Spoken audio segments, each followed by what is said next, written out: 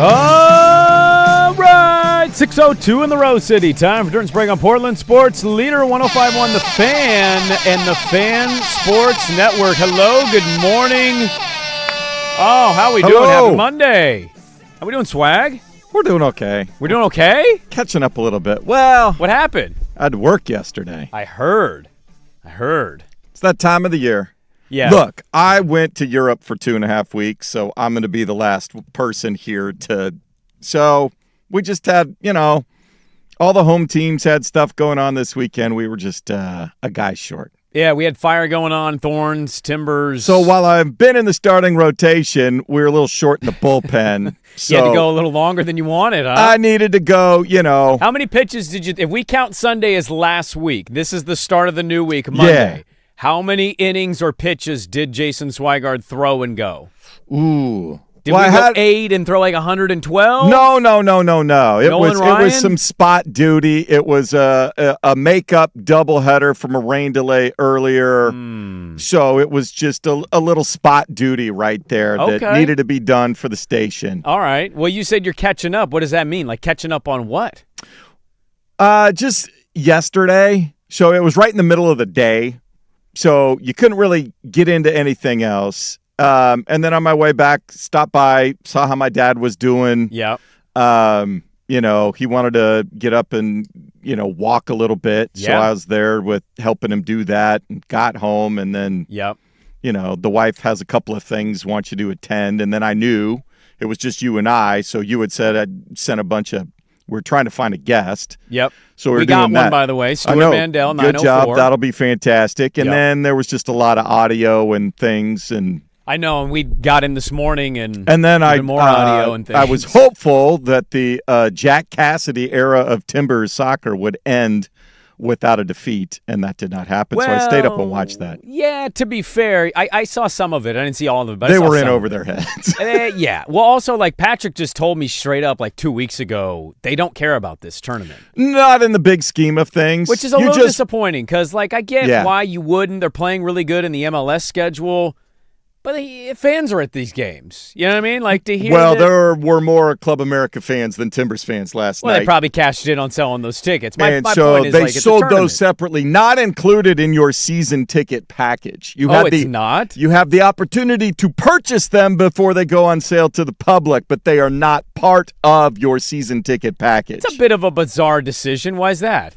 I just want to make more money. Because it was already on the schedule, right? It didn't change, did it? It's not on. They don't know who it is and when they will actually be when the season starts. Oh, they didn't like from the Timbers or the international side? The whole thing. Oh. The whole thing gets set up after the season starts. Well, that's a little odd. It is. I don't know if I like that. Welcome to international soccer. Yeah, well, the NBA Cup tournament kind of had that too because they'd be like, well, we're going to Vegas. Well, who's going to Vegas? We don't know yet. We'll give you like a 1 week but you heads knew up. what group you were in. You knew the teams that you were going to be playing at some point in some capacity for the Cup. Well, what is it about? Let me ask you this, because we obviously have a spot now where there's a lot of people with a lot of money and there's a lot of people with no money. Right. The middle ground is, as we've noted, it's shrunk. Yeah. It's shrinking. So I guess what I would ask is soccer or football, whatever you want to call it, NBA, like why college football does this? Hey, this is where we're playing the big game for your big team. You have exactly X amount of time to get these tickets. Oh, are you not financially ready for it? What's your deal? Right? Like if you're an Oregon Duck fan and you have an expectation that they're going to be at minimum in the semis, even if they don't get the bye, they're going to seemingly host the first round in Eugene. That's easily accessible. You just drive from anywhere in the state. But then the second round, you know what I mean? Like you have to make decisions financially that cost thousands of dollars. And most of the time, the window to make those decisions is very short. Yeah. Yeah. I don't know what's with sports leagues doing that to people. I don't know. How else would you do it, I guess, is the other question. Well, the in-season tournament stuff with the NBA and soccer is a tough one to answer because while you may diminish the value of winning it or what it means, you can't argue with the fact that, like, in the NBA, you've got real players that care about it. Yeah. I don't know about the MLS. I can't pretend to know what the Timbers players feel about the club or the League Cup. I think it's just more a matter of, like, some teams, if you're out of it, so to speak, you'll throw everything into it because it's an opportunity to win something if it looks like your prospects of winning an MLS Cup or going deep in the playoffs. Which is great. I mean, your team winning something always having feels something good to play for in the season when the big season looks like it's getting away. But it's not the stakes of the title. It's not even a conference final. No, right? But like, it is. The stakes are different. There is a bunch of money. No doubt, which is important in soccer. And we know that. It does get you into the CONCACAF Leagues Cup, which eventually there is a World Cup sort of thing for the top clubs across the globe. Sure. So if you care about that, I guess. If you care about that and getting more money and more exposure and So then help me explain this, because if Patrick's telling me they don't care and you're telling me there's it's money. It's not a priority for them right now because of the managerial change. Managerial change. And he is making his debut here in the last match this Thursday against Tijuana. So that will be Marty Cifuentes' first game on the sideline. Cassidy came in and just kept that thing humming, man. He kept it humming, but they were overmatched. You saw what a big time club in Club America, who has been one of the juggernauts of Liga MX for decades. Gotcha. And spends money. So you're just catching up to all the weekend festivities. Yeah. Did you dive into the NFL much? Camp updates. We're in a weird spot now. Not We've officially much. hit the kind of plateau of summer football. We are exactly, by the way, 30 days away from the National Football League. There you go. We got 1 month, and it's on our televisions. On a Wednesday night. That means there's less than that with college football returning in our lives. We're very close, but we're in that I will probably more catch up with NFL towards this weekend when the first bout of... They all start playing Thursday. Thursday is the first full weekend of NFL preseason. But it's like right now, college especially, because the NFL is at least open. I read a really interesting article. I thought it was a really good idea. And, it's I'm keeping track of some about. Key injuries and stuff like that. But like Ohio State has opened up their camp NFL style. They're charging tickets for fans to show up, and they watch practice exactly how the NFL does it. And I'm like, it is only a matter of time before all this secrecy doesn't completely disappear. But I think the practicing part, like if you tell Oregon that they can make an extra blank amount of dollars selling practice tickets regularly, the way that the NFL does, I just think you're gonna make more money that way, and that's another revenue stream. It'll be interesting to see how they approach that. I think it's more coach to coach. It could be, but if Iowa State's doing it, there's not really an excuse for any other program to really there's not. At it. And especially if it's just a lot of 7-on-7, a lot of shell stuff, a lot of position drills, technique, all that sort of stuff. I don't think it's every practice all week. I think it's like select practices they sell the tickets to. And then stuff where you're actually installing schematics and plays and situational stuff that you want to keep under wraps, then go either into the indoor facility or it's closed practice, that sort of thing. Exactly. So I don't know that colleges will go all the way where they're showing up every day for 3 weeks. Like training camp, like some places do at training camp. But it's kind of fun. Like Cowboys, they practice in California. I always that's a totally different circus unto itself. No, I'm just saying though, like you get teams that'll move. I do think it's funny that the best league in that sport is like completely opened up and they don't care, and the lower level of the sport is like sworn to secrecy. Don't share anything unless it's a sick Cam Coleman one-handed over the middle catch at Texas, right? Or it's an Evan Stewart breakaway catch and run. Like colleges operate in a world as if we don't know what systems they're running. Yeah. And, how dare you know what our transfer portal running back looks like. Whereas the NFL, they're like, hey, man, we make way more money. We're way more important in the sports landscape. Yeah. We don't care if you watch all of this. Plus the NFL, they'll also make stuff up more and change and adjust and put new stuff in as the season goes on. I think college schematically, once you start the season, you kind of have your stuff and you tweak it. Yeah, but like We'll get to a lot of audio today at Oregon and Oregon State. We heard from the coaches at OSU, by the way, who had a media day after like their third practice. Odd way of doing it.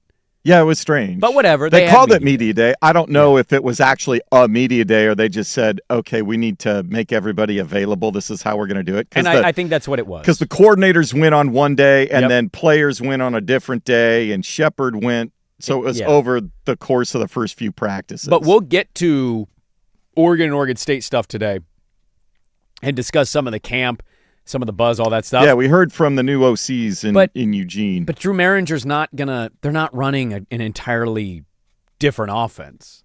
No, that's the thing, especially them. But that's my point is like. I mean, the Beavs are totally starting from scratch. Sure, but this is what's funny about it to me is like this secrecy and how dare you never watch it. It's like, dude, we know your system. It might be a little different because of the guy calling the plays and what plays he calls when he calls them, but we're largely knowing you're running the same system. He was there last year. Yeah. He's not coming in with an entirely new way of running things. You're not going from the triple option to, the Mike Leach offense. We're not doing that. So this secrecy thing I always found a little comical at the college level. But it was a good weekend. I had a nice little weekend. I didn't have to work overtime the way you did. Luckily I had Saturday, the weekend off. I barely moved off the couch. Oh, really? You were a bum. Well, Friday night was so my parents, my mom and stepdad have had a group of friends, this little wine club. Once a month they get together and they have a theme and try different wines from all over the place. And so they had a few of their regulars who were on vacation or couldn't come.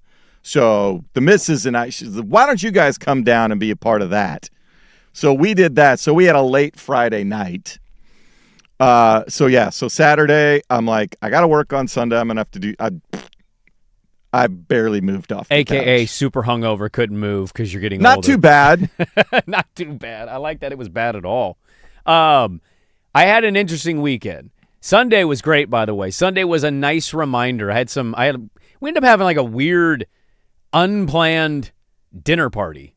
Oh. And it was like a bizarre one where it was What'd you make? Well, we just did tacos. Okay. We're getting ready. We got a vacation. We're leaving town tomorrow, and so it's like a lot of cleaning and laundry. Is it just your family, or is it a big extended group of peoples? Kind of a mixed bag. We're going to go down first, our family, and we're going to take in the Padre game tomorrow. They play the Brewers. Did you finally get tickets? I did. Nice. Yeah, I couldn't get sweet tickets, but I got tickets, and they seem like they're pretty good tickets based on what I looked up. Good, because it looked like a party last night on Sunday night. It did. That whole beach area right behind. I can't wait to check this out. Yeah, I want to see the district. I want to see the stadium. The district area is awesome. I cannot wait. I've never been to San Diego. We'll be down there early, and then after that, the next day, we have to drive to Anaheim. But we're going to make our way up the coast and stop at a couple beach towns. Okay. And so we'll kind of divert that way. We'll get to Anaheim, which is an hour and a half away from San Diego. And then we're meeting up with my brother and sister-in-law, and their kids are flying in Wednesday. Doing Disneyland? Then we're doing Disneyland Thursday for one day. Okay. And then after that, we drive the next morning, Friday, back to San Diego. And then my other sister-in-law and her daughter, who just graduated high school, they're going to join us at Disneyland, and then we're all going to go down to San Diego for a couple days together. And then everybody flies out Sunday, and then we come back. We fly back Tuesday. Okay. So we'll have a few days by ourselves, but mostly it's a kind of a mixed bag vacation. Yeah, the back and forth part sounds a little exhausting. It's a little bit, yeah, but we got a minivan. We'll be okay. We'll be able to figure it out. But we're getting ready and we're cleaning, right? We're trying to get our animals in order. And I'm like, let's just do tacos. We had somebody, like my brother-in-law and sister-in-law were scheduled to come over. They had nothing going on. So yeah, come on over. And then that turned into a mutual friend of ours. She brought her 3 kids.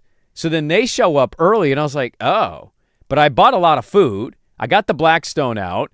I go in my garage. I got the Blackstone in my driveway, garage TV. I got WNBA. I've got the replay of the golf tournament. I've got Sunday night baseball with the Padres and Astros. Like, it was just a nice reminder, like football is soon to be on my quad box here. That's right. And I cannot wait to be making like a breakfast a little later on the 10 a.m. slate. But everybody starts showing up, and before I know it, I've got like 15 people in my house. And I'm like, okay, I guess we're hosted. Margs were being, drank and poured, and The food all got eaten, so we didn't have many leftovers, which is great because we're going to be gone for a week. We don't want leftovers. Yes. So it was a nice, like, refresher of, hey, man, cooking and kind of hanging out and having a good vibe. Like, it's already been great, but, like, football's around the corner, and to me that makes it even better. You would be shocked to find out, Swag, that this weekend we almost had another dog. The house that seemingly always finds an animal somehow stumbled across a dog. I mean, you already have a small petting zoo. It's ridiculous. I have a rabbit. I've got a bearded dragon. I've got a gecko. I've got a hamster. And I've got a big dog. And that's been, like, a lot. Well, we're going for a walk on Saturday night or Friday night. Or, no, Saturday. I can't remember. So, one of the was days. one of the people at the party trying to pawn a dog off on you? No. Or some dog showed up? So, we go for a walk in our neighborhood. My dog is always on a leash. He does not like other dogs, right? So, we're always being weary. I look ahead of the road, Swag. What do I see? Stray dog. See a little dog, like a little stray, but I see a lady with it. And I'm like, oh, she's letting her little dog. I'm talking like this dog is maybe a foot long, right? It's a tiny little dog. And I'm like, oh, she's got her dog off leash. So I was going to actually pick my dog up. And as I got closer, she picks the dog up. And as she walks by, Swag, I go, better you pick your dog up than me pick mine up. And she turns and she goes, it's not my dog. And I go, what? And she goes, it's not my dog. And I go, oh. And she goes, yeah, it's been running around for 2 days. I've been walking around for hours. I'm trying to find the owner. It had no collar, right? Had no identification. It looked like it had just been groomed. So now this lady, this gal can't be older than 22. Like, she's really young, and she's holding the dog, right? And she's like, me and my boyfriend are trying to call shelters or whatever, but it's like kind of late. It's like 8:45 at night. And so we start talking, and she's like, I can't have this dog. I have 4 cats. So I can't have a dog in my house. So the wife and I make eye contact, like, we're not going to let a little dog be a stray. And, like, I don't want to see a dog get eaten by coyotes. So, like, we basically tell the gal, if you can't figure this out in the next 20 minutes, hit us up. We'll hold the dog. Because you feel guilty. This dog is adorable. It's smart. It's listening. It's not barking. Like, it's a good dog. So she hits us up. Dog comes into our house. Now we have to separate the big dog from the little dog. Oh, God. So the little dog is in the garage. Big dog's in the main house. But the big dog knows there's no dog in here. This big dog's smelling that little dog. So now we're stuck at, like, the feeding and my wife has posted on every, next door and Facebook and the neighborhood stuff, like, text everybody. Nobody is claiming this dog. And this dog has just been groomed. It seems slightly older. Why would you dump a dog? I don't get it. Like, why would you groom a dog just to dump a dog? So it makes more sense. Probably an older owner, dog snuck out. That's what we were worried about. Older owner hasn't figured it out Not yet. on social media or something. Maybe an old lady or something old guy, like something. So the next day comes. We're still taking care of the dog. My wife takes the dog to go see if it's got a chip. So she drives to Tigard. No chip. I'm like, cool. All right. Nobody has claimed the ownership of this dog. So now this dog is at our house, and all day we're playing this. Where's the big dog? Okay, great. Now you can bring the little dog out. Hey, where's the little dog? Now we can bring the big dog out. And then we washed the dog because it kind of stank. We'd been outside, for a couple of days, all that. So now we have the dog, and I'm in a weird spot where my youngest is becoming attached to this dog. She gets to carry it around. She gets to walk it. It's real easy compared to the big dog. All day this dog is at my house. People are coming over now and having dinner randomly, and I'm on my back deck, and there's just this dog is just hanging out. Everybody's petting this dog, loving this dog. We cannot get anybody to respond. Well, finally at like 8:45 last night, one of our neighbors from behind us on the street somehow got wind that we had the dog, and so she just showed up to our house and took the dog and said, hey, the dog, we just cut it and gave it a bath, but she roams sometimes. And we were like, well, why is her collar not on? Started like thinking of all these questions, but we didn't ask those. She just took the dog and walked away. And I just thought, like, we were this close to somehow. Yeah. How? Every animal that just ventures off is dumped or lost. We somehow stumble across Animals know. They just know. They just know we're the Nutty Professor house? Dogs know if you're a dog person. Or the Dr. Doolittle house? Exactly. Yeah. Dogs can tell if you're a dog person. And it was a great dog. I actually became kind of attached to it. Cats know if you're a cat person. I know. Cats know I'm not a cat person. Yeah, but somehow all the animals. A rabbit. How did a rabbit stumble across us? A damn rabbit? Like not a wild one, an obvious pet rabbit. I don't know. Somehow hopping right next to my house as my wife's on a run. And now we got a little dog just strayed and alone. I'm like, how did I go from having one dog and saying this is good? Didn't even want that dog, by the way. That's another lost dog. I'm more curious about the 20-year-old girl with 4 cats. I mean, that's got some explaining to do. She's got a boyfriend. Like, they seem really nice. And okay. Maybe they're just big cat people. I don't understand cat people. I mean, teach their own, but like just a big cat person. And she couldn't have like this dog would have been way smaller than those cats, by the way. But yeah, we dodged a little bit of a bullet because we're going on vacation.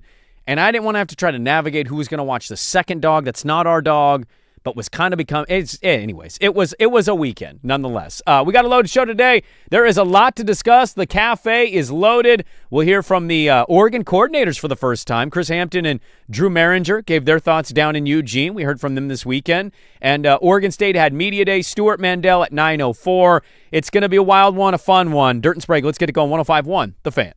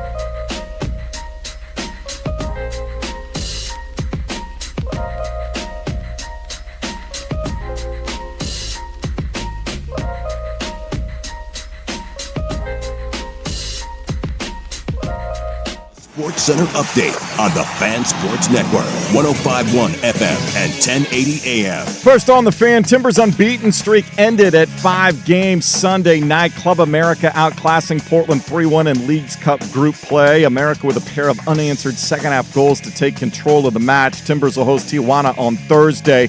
Things going much better for the Thorns on the road. They had the fastest 3 goals ever to start a NWSL match, all coming within the first 10 minutes. Pietra Torden had a hat trick in a 5-2 round of Boston Legacy. Victory vaults Portland back to 5th in the standings. Thorns back home Saturday hosting the Summit. To the NFL, Commanders head coach Dan Quinn confirming left tackle Laramie Tunsil will need surgery to repair a torn tricep suffered over the weekend. After surgery, they'll set a timeline for his return. Teddy Bridgewater retiring again. Lions head coach Dan Campbell indicated the team's moving on from him, and they have signed Joshua Dobbs to be their third quarterback on the roster. I'm Jason Swigart from the George McCoy at Warren Allen Sports Desk. Don't call your mom, call George McCoy at warrenallen.com. This is the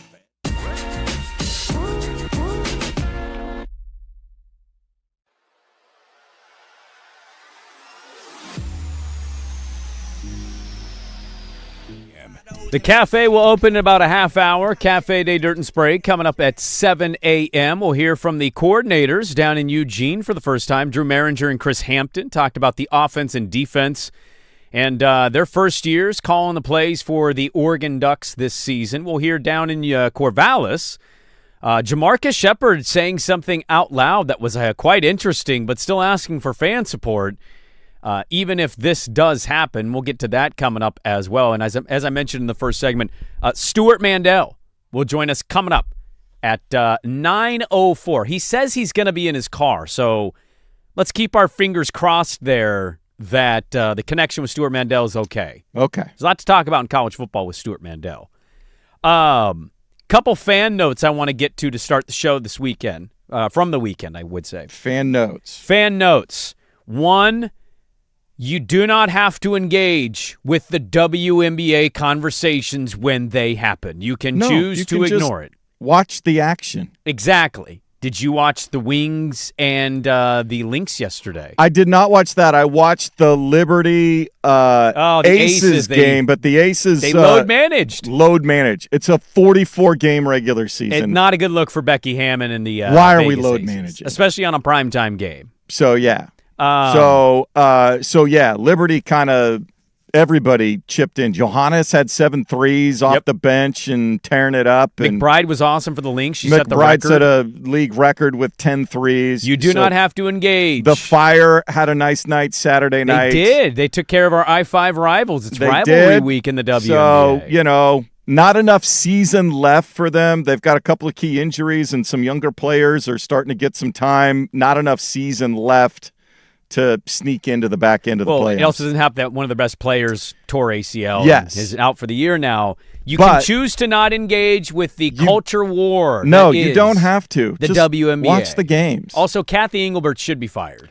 I am still surprised that part of the new CBA, when we had the lockout to start the season, where we're going to have a season, I am actually shocked the players didn't demand as part of that she stepped down from being if she needs to stay in the background. They were asking for it to happen, but I think they were too time crunched to be able to get every single thing they wanted out of that. I think that was the tough situation. I think she should be fired. She's paying too much attention to the culture wars instead of leaning in and saying, our league's actually pretty awesome. We got great players everywhere. Yeah. We don't care about what Enes Kanter decides to do. Well, she's not diffusing it. She's leaning into it, unfortunately. She has no clue. So I just wanted to note that for the show because I'm not going to talk about Royce White declaring himself a woman so he can join the WNBA. I just want that to be known. Highmark Stadium, the new Bills Stadium. Did you see this story, Swag? I have not seen that story. So it's a multi-billion-dollar venture. It's built. It's ready to be, unveiled this season. They've supposedly built it so high up that they've cut the wind from actually playing a big impact in the games. At least that's what they're saying publicly. We'll wait to see what it's going to be. But everybody's really excited about a new stadium, right? As people noted, the stadium and the person that designed it ended up coming up with multiple viewpoints that are blocked. Ruh-roh. Because they're designed like where seats are behind certain sections, so the certain sections are cutting off from the 15 to the end zone. So if you sit there, you cannot see it. Uh-oh. And I just can't understand. In the day and age where cities and states are funding big billion-dollar projects like this, I'm sure the Pagulas put in their own money as well. But when we're deciding to spend a lot of our own money, our tax dollars on this stuff, how we're not having obscured views. Like, how do you build a stadium that expensive, that new, and not one person goes, actually, there's like 5 different spots in the stadium where people will pay top dollar, sit, and not be able to see certain pockets of the stadium. It's utterly ridiculous. Very strange. It's very strange. I'd be pissed off. Could you imagine paying for the ticket at the Bills game and you sit down and you go, cool, I can't see from the 20 into the end zone. I wonder if Josh Allen's going to score. I guess I'll wait for the reaction. You're waiting for either the boo birds or the cheering going crazy to decide whether he scored that touchdown. Or you have to watch on a video board somewhere. Well, it's just Yeah, I know. Its stadium looks awesome. How do you have this? How is this possible? Yeah. That's the part, especially a football stadium. Like baseball stadiums, I understand because they can be, if they're asymmetrical, like the new Hop Stadium from where we are on the first baseline, there's not a lot of foul territory. So if it goes down the right field and stays in, we can't tell if the guy caught it or if it's fair or foul. We have to look at the ump. That I get. Yeah, but even a football stadium is... It's all around a rectangle. Yeah. What are we doing? I don't understand. But we're doing these cool architecture, designs and look how it sits. And how do you not do a 3D rendering at this point? Because they have the viewpoint from every seat. You would think that enough 3D rendering, AI, just VR. Modern day. Yeah, you would think that they'd have the Hops had VR stuff when they were building to see what it would look like? See what season, when they were selling the season tickets. Yeah, what's it going to look like from where you are? That's smart. How can you not figure that out? Yeah. I don't know how unless they changed it out, stuff as the construction process went on. I'm going to be curious to see what the full range of Petco looks like. Because I have really good seats. Yeah. But also, maybe I just get there early. Are you along the infield somewhere, or are you more in the outfield? I'm in the infield. I'm above, I think, the visiting dugout. Oh, okay. Then I'm in section 114. You should have a full view of things. Oh, I'll have a great view of things, but I like to get to new stadiums I've never been to early and just kind of peruse and walk around and see the different vantage points. Yeah. And, sometimes the outfield standing around seat is the best seat. Oh, yeah. Like the Mariners have that, right? In their center, their left center field area. The one thing I'll be curious about, I don't know if the Western Supply building and the outfield, it looks like the outfield is separate from the rest of the stadium. I don't know if you can completely walk. At Petco? Yeah. Oh, it's separated, huh? Well, I don't know. Because they kept the Western Supply building there. Yeah. And so I don't know if you have access to walk around the entire thing the way you do Safeco at Safeco or T-Mobile now. I'm always going to call it Safeco. It's like 5 years ago. I know it might be longer than that at this point. It was before COVID. Oh yeah, it's okay. I'll always probably call it Safeco. Yeah, no, I'll let you know. I'll be curious. More curious about the district. Because I know that the Gaslight District's fantastic. They built it up, right? Even more than it continues. It's awesome. Yeah. We're aiming to stay mostly in Mission Bay, but there's a part of me that wants to get a hotel for that night near the stadium, but man, you should see the price differences between a game night and a non-game night. Yes. It's insane. It's easily more than double. And I'm like, wait, that hotel just 2 days prior is $880 a night, and now it's like $245. What are we doing here? Yeah. So I saw that. I wanted to note that because I thought it was funny. We got a new stadium, and you can sit places where you can't see the full field. It's an embarrassment. I also saw this locally. So you mentioned it in the first segment, and I wanted to put a pin on it and bring it back. I did not watch full Timbers action yesterday. Okay. Yeah. But you noted how Club America had a lot of fans. Did you see Veld yesterday in the postgame? I did not see Velda. Velda, he basically went off and said, I've never seen anything like this. He was absolutely irate that their stadium was taken over. Yeah.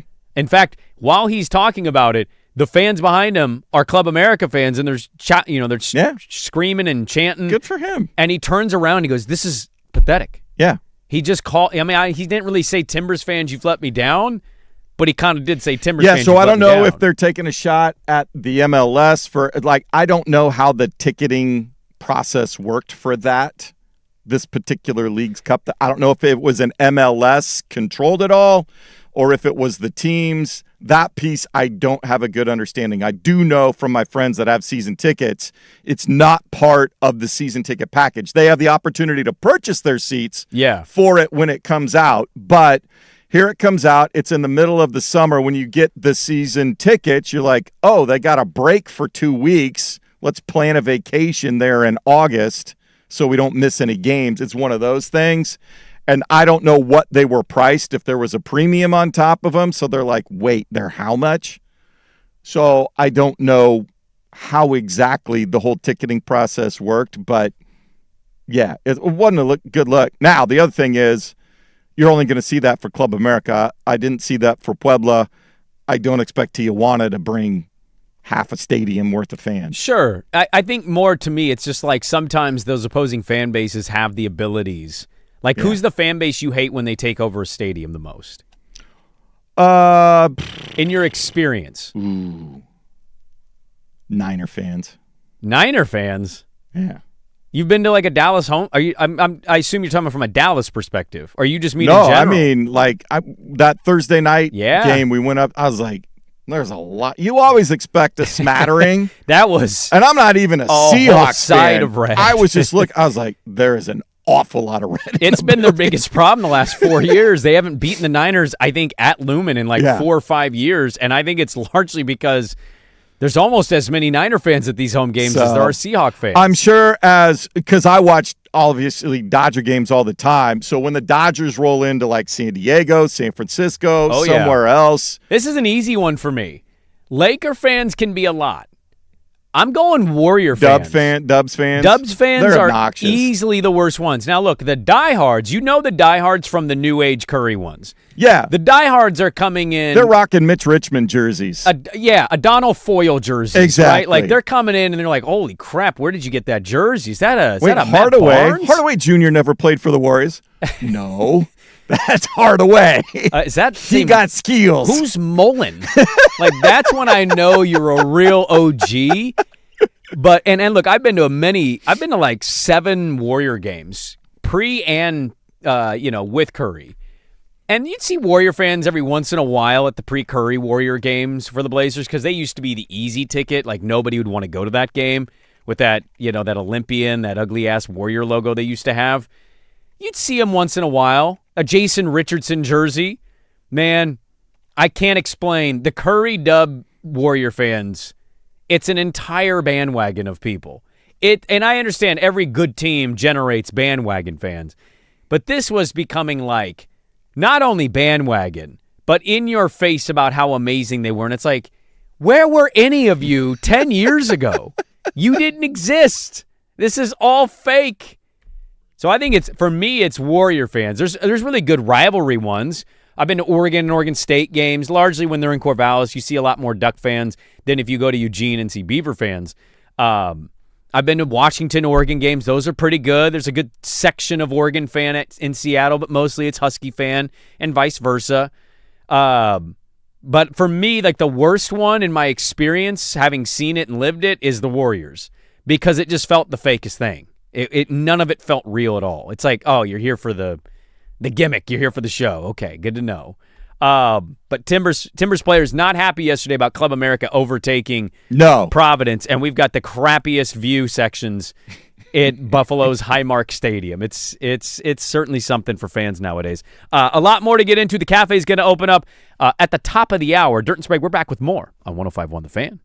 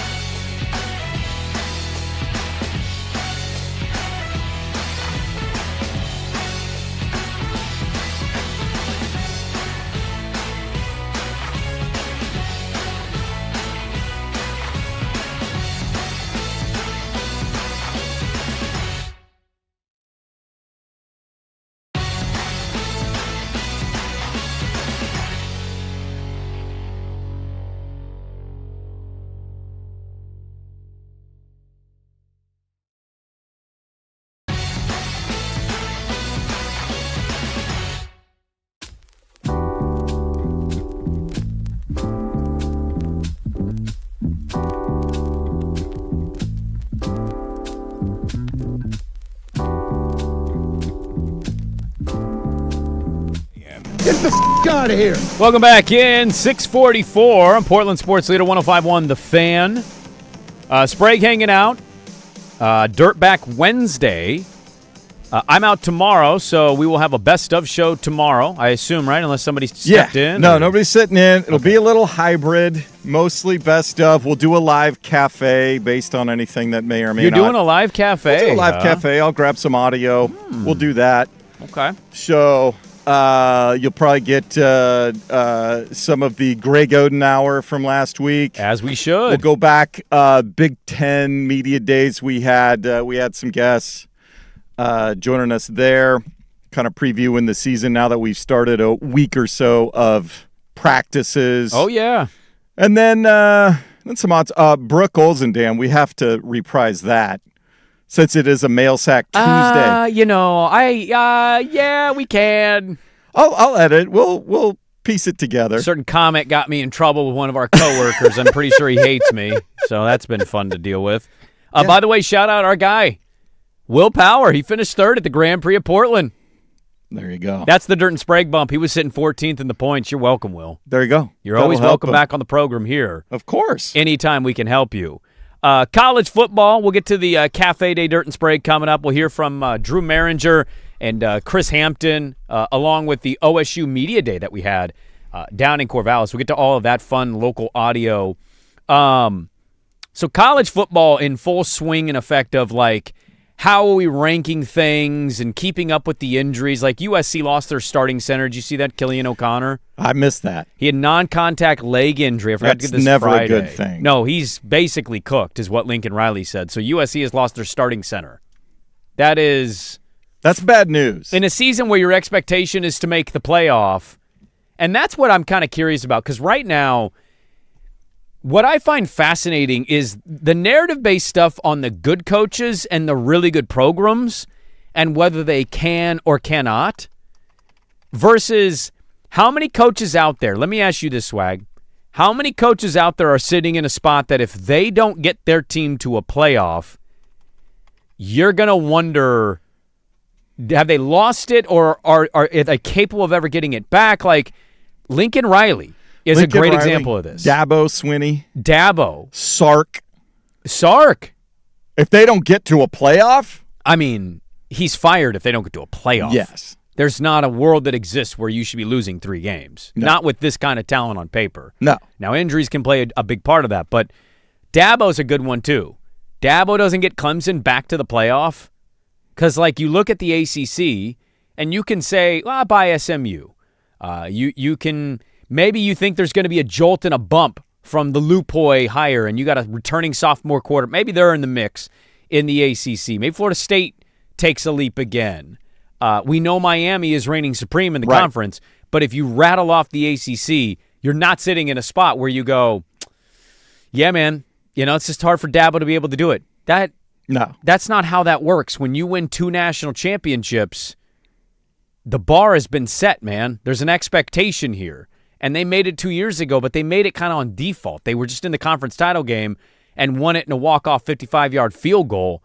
They didn't necessarily go out there and show everybody how amazing they were, and then they came in with expectations, and what'd they do? Completely fell on their face. So right now, we're having people, because I listened to a little bit of Pate's show, because he's going to be on, I would assume, back by the time I get back. We're going to get Josh Pate back. He's talking about how people are noting, I don't know if Dan Lanning can win it. It's like, is Dan Lanning a bigger concern or is Lincoln Riley a bigger concern? Is Dabo a bigger concern? Even though he's won it, it's been a minute. Is Dabo a bigger concern for people? Is he ever going to get back to it? Is he ever going to compete at the top end level? And so I think we're in that weird spot where we don't get to consume the camp. As I mentioned, Ohio State is selling tickets for fans to be able to watch it, but mostly everybody's on Area 51 secrecy here. You can't know what's happening with my starting left guard. And so it leaves us pondering and wondering, like, who is going to take the leap? And then also I look at the reverse of, like, who is going to basically make me not believe in them at all anymore? Like, I'm out on Dabo. Now, Dabo has a chance to prove me wrong, and maybe they get to a semifinal or they're a really good quarterfinal team. I don't really have an expectation they'll make the playoff. You don't embrace the portal. It's hard for me to get behind you and really think you're going to do it. Yeah. Lincoln going into year 5. He says now's the time to compete. All right, but here's your first built-in excuse. You've lost your starting center. Yeah. All right, and that's an important position, as we learned 2 years ago with the Oregon Ducks against Idaho and Boise State. You need a good center. And the Ducks ultimately figured that out. USC is supposed to be USC. They should have enough talent to be able to replace a starting center, but it's not nothing. So Lincoln Riley's sitting in that spot. Do we buy Lincoln Riley? I think I'm more interested in, can Marcus Freeman win the title? Sure. Can Dan Lanning? Sure. Can Sark? Sure. Can Kalen DeBoer? That's a great one. I think yes, but he's not going in with everybody feeling great about Alabama's chances and what they're going to be this year, and some think they might be sixth, right? Here's a good one where I wouldn't say either position is wrong. Josh Heupel. Tennessee might be getting slept on this year. They've got a lot of talent. Their offensive line is pretty loaded. They've got studs on defense. He made the playoff 2 years ago with a quarterback who's now in UCLA. Are you buying Josh Heupel stock? I don't know what to gauge with Josh Heupel, Eli Drinkwitz, some of those kind of middle-tier SEC programs that we know are capable of being in the playoff. But, Drinkwitz hasn't done it. Heupel did it 1 year, and then last year, I know he lost Nico, but, what's he going to be this year? Now there's no more Nico excuse. No. Now it is, are you going to get back to what you were? So it's more wondering about the guys that you're buying in on. I buy Dan Lanning. I buy Marcus Freeman. It's not a hard opinion to have. It's, you buy Josh Heupel. Do you still buy Lincoln Riley? Where you're sitting at in kind of the coaching world and viewpoint of who's going to lift their team and make the team better. Do we buy, is it Mike Elko? Elko at A&M. At A&M. That's another good one. He's got his quarterback back, but, people kind of wonder what his passing pedigree is going to be. He lost his two receivers. Incredibly, I would say, disappointing playoff appearance at home, but also Miami proved to be pretty damn loaded on defense, especially on the defensive line, and so that caused a wildly inconsistent day for A&M's offense. I don't know if I can sit here confidently. How many teams are you confident in right now? Not knowing every in and out about them, but it's August 10th. How many teams are you solely sold on? As far as... You think they're in the playoff, barring, obviously, the massive injury bug. Ohio State, Oregon, Notre Dame, Georgia. Not Miami? Miami, because of their conference. They're so dominant in their conference. They finished fifth in it last year. They did it on a tiebreaker technicality. No, I understand that. That's what's funny about it. Yeah. Wasn't even a great conference last year, and they kind of only got in because we couldn't have an 8-5 Duke team. So I think mostly you're right on those programs. Oklahoma? Mateer's back? Or are you still kind of questioning Venables? Outside of Georgia in the SEC... Not even Texas is in this for you? They should be. But they're not. You've been burned by... Texas is... Yeah. Sark is Latin for 7-5. Exactly. Or at Texas, it's 9-3. That's unfortunate. But he's in the playoff 2 years ago, and he made the semifinal. They're all telling me, the nine-game conference schedule. Yeah. So we'll see. We'll see if we get, a couple of... If we get... undefeated or one-loss teams in the SEC title game, or if they're all going to end up with two losses because they all have to play everybody or most everybody now. I feel like they teed that up at Media Day to largely sit in the excuse machine. They're trying to influence the selection committee. Absolutely. And we know the selection committee runs kind of by their own metrics. So it's not, to me, the conversation for a lot of people, can Dan Lanning and Marcus Freeman win it? Yes, they can. Yeah.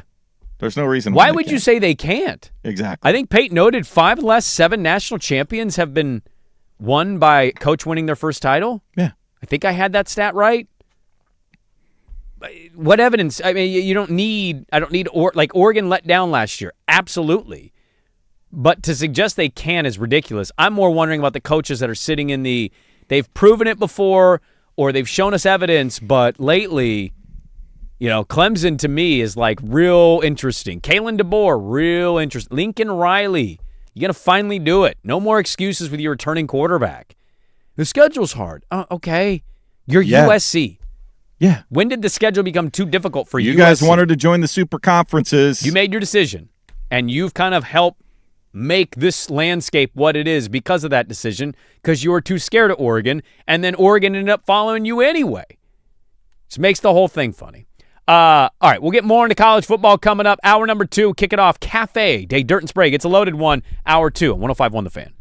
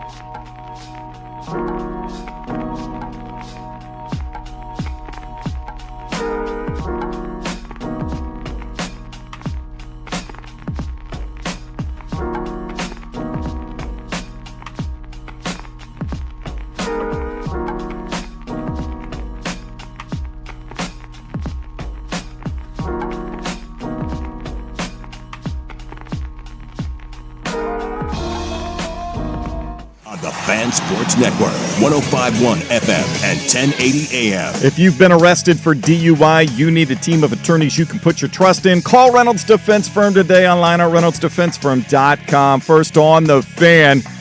Well, Jack Cassidy's run as interim manager of the Portland Timbers suffered its first loss in his final appearance. 3-1, they go down to Club America Sunday night in Leagues Cup group play. They will wrap that up on Thursday, hosting Tijuana. Things going much better for the Thorns on the road. They get 3 goals within the first 10 minutes. That's an NWSL record. And then go on to beat Boston Legacy 5-2. Pietra Torden with a hat trick. Thorns are back home Saturday hosting Summit. To the NFL, Commanders head coach Dan Quinn confirmed left tackle Laramie Tunsil going to have surgery to repair a torn tricep suffered over the weekend.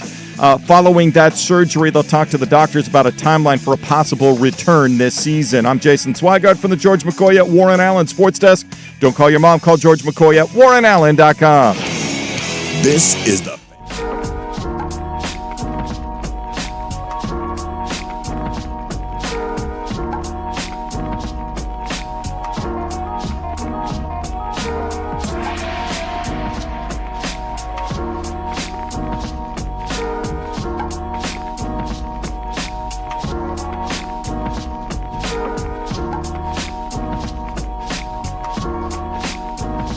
Number 2, Dirt and Sprague here.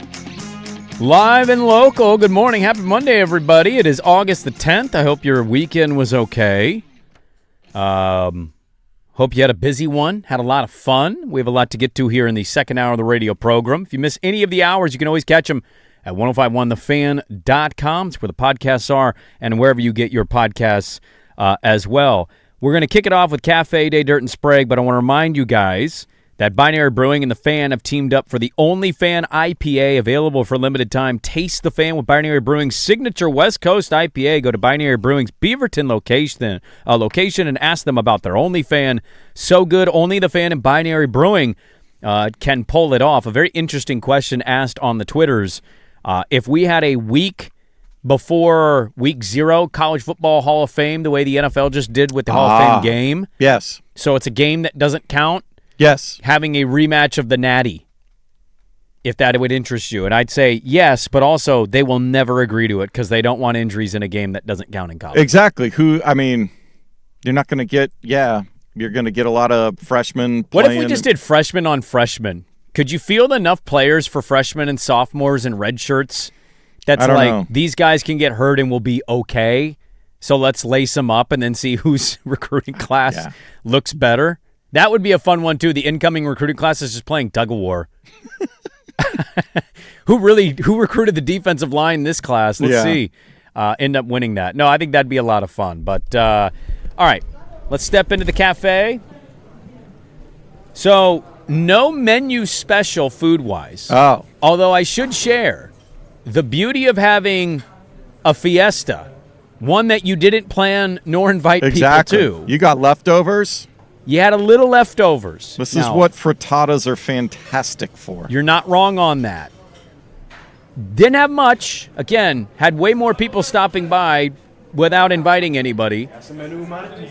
But we had enough taco meat, steak, and 2 taco shells. I had breakfast tacos this morning. Oh, there you go. Scrambled a little bit of egg, put a little salsa, a little homemade pico, some steak, some melted cheese, some cilantro and onion. It was perfect. It was great. No menu item special today at Cafe Day Dirt and Sprague, but kids eat free. It's August 10th. Kids eat free. I think that's a good deal for everybody. I think also because the little Rugrats probably aren't getting up in time because we stopped serving. Oh. At 10. Yeah, we're done at 10. It is a cafe. It's open early, and then it closes early. You got to get in and get out, all right? So that's the cafe special day. Kids eat free. Let's get it going. It's midfield still working hard to find spaces. They're going to have to continue to do that. Bad giveaway by the goalkeeper. Here's Velda, corner of the box. Heavy first touch. Gets it back. Cuts it back on his left. And scores! Christopher Velda has evened things up for the Timbers with a beautiful play after a bad mistake by the Club America goalkeeper. It's 1-1 in the 20th minute. Fletcher Johnson, Timbers Radio Network, heard here on The Fan. And the Timbers fall in the League Cup to Club America yesterday. Yeah, you thought at that point maybe that was going to wake them up and that they would be up for it. And then Club America put the hammer down the rest of the way. So I mentioned this in the first hour. Christopher Velda was not happy in the postgame. He basically called out fans for selling their tickets. Again. What was funny about that was I literally scrolled on our show timeline on Twitter, and I saw a Timbers fan say, sold my tickets, can't wait to watch the game at home tonight. So 2 issues there. One, it's a late Sunday night game. Yep. So anybody that had to be at work at any semblance of an hour like ours, because if you want to go, you want to have a good time when you go. So that makes it a challenge. 2, again, season ticket holders, not part of their package, so everybody had to shell out extra for these games. And 3, yes, the resale market for Club America fans was rich. It was rich, and Timbers fans cashed in. I can't really blame you much, but they fall in the League Cup to Club America. They take on Tijuana on Thursday? Tijuana on Thursday. That's their final Leagues Cup game. They need to score a ton of goals, win, and get some help if they want to get to the knockout round. All right. Order up! Boston turns it over. Fleming over to Jordan. Jordan inside the 18. Another goal as she shoots and is able to find the back of the net. It's the 10th minute, and the Thorns are up 3-0 in Boston. That's Lily Crane on the Thorns Radio 910 ESPN. The Portland Thorns win yesterday 4-3 against the Boston Legacy. 5-2. ESPN has it 4-3. Wow. Never mind. Are you not sure, or am I wrong? I'm just reading ESPN.com. It was 5-2. Weren't you here doing the game? Yeah. Like I said, it was a long weekend. All right. Thorns are good. Thorns needed that one. They had struggled on the road. I'm afraid to ask what the Thorns record is to you because I don't know if it was their 9th win. They have 9 wins now. It jumped them up to 5th. 9-4-6 on the season. It jumped them up to 5th in the standings. They had been sliding. They had been tied for the top of the table about a month and a half ago. Yeah, no score in the NWSL had a 5-2 result. We had 0-0 and 2-2, and then it says on ESPN it says Thorns 4-3. Okay. You maybe have 5-2 mixed up with a baseball score. Something. Maybe that's what happened. Yeah, Dodgers losing. Order up! These are plays we've seen from Dijonay, right? So getting in the right position, jumping over the top, getting these transition blocks. She's always going to make that effort. So even for some of these, she's behind the offensive player coming over the top. So again, she was behind Sophie Cunningham. She wasn't able to get over the top. Had she got over the top and made that play, we wouldn't have been talking about it. She was too far behind the play. The contact above the head was too much. But that's what Dijonay Carrington does. Yeah. Like, it's not, this wasn't this wasn't because it was Sophie Cunningham making the layup. There's Andrea Carter on WNBA Countdown on ESPN. Yes, the WNBA in the news again for none of the good reasons. Dijonay Carrington fouling Sophie Cunningham on a breakaway, hits her head. Cunningham has a problem, stands up. They kind of get into it a little bit. Teams break each other up. Dijonay gets ejected, and then it was didn't help. flagrant 2 foul. It was. Didn't help that she ran to the locker room and immediately tweeted white privilege. So that certainly didn't help the narrative-based stuff. We see that play in an NBA game once a week. Yeah, but it's not involving Sophia Cunningham, and so, like, what does that mean? It means it has to be a big narrative. The whole league hates her. They hate white women, and then, okay, now I just... The league's in a good spot with talent and teams, but this always is just going to be it. And then, of course, we get former NBA players that announce that they're trans now because they want to be in the WNBA. And that's a different issue. Boy, cutting your ween off to own the libs is another level that I didn't think we'd ever get in the political discourse. But here we are. We might be there. Yeah. I guess. Have at it if you want. Okay. Not great. And, of course, nobody going to talk about the Wings and the Lynx game. Kayla McBride set the record for most three-pointers made in a WNBA game with 10. She was awesome. And Paige Beckers and the Wings damn near did it. Olivia Miles, not as great a game. Mainly it was the Kayla McBride show, but great action over the weekend. Order up! up. Winterburn over the shoulder, no look pass. Carlton right side 3. Oh, yeah! What a play by Winterburn. An over the shoulder assist. Timeout, Seattle. A.J. Cannell and the Portland Fire beat our I-5 rival. It's rivalry week, or it was in the WNBA. Yeah, they beat the Seattle swept the Storm this year. Well, the Storm aren't very good. The Storm are tanky. Yes. The Storm are all in on Juju. They are. I would assume. Unless there's a player that they like more than Juju Watkins, which God help you if that's true. But A.J. Cannell on the call, and the Portland Fire get a much-needed win. They were starting to kind of sink a little bit, and they needed that. Yep. They're it was fun to watch. They're developing some of their younger players. They are. Harrison has come on, and now she was a developmental player. They've given her a standard contract now. Bad news out of this: Carla Late suffered a knee sprain. She left the game, did not return. Only played 4 minutes in it. So quick. hopefully that's nothing serious at this point.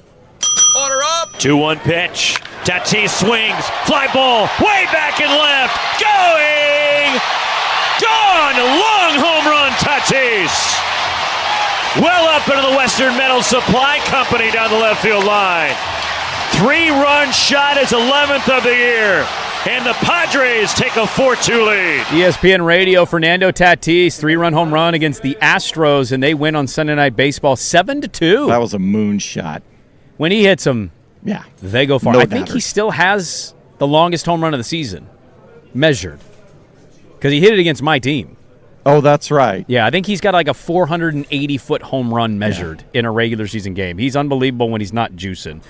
Padres get their winning Who do ways. they got when you're going down there? Brewers. Oh, you going to get to see Miz pitch? Ooh. Let me see, actually. I don't know. I didn't look at what the matchup was going to be. Give me a second here.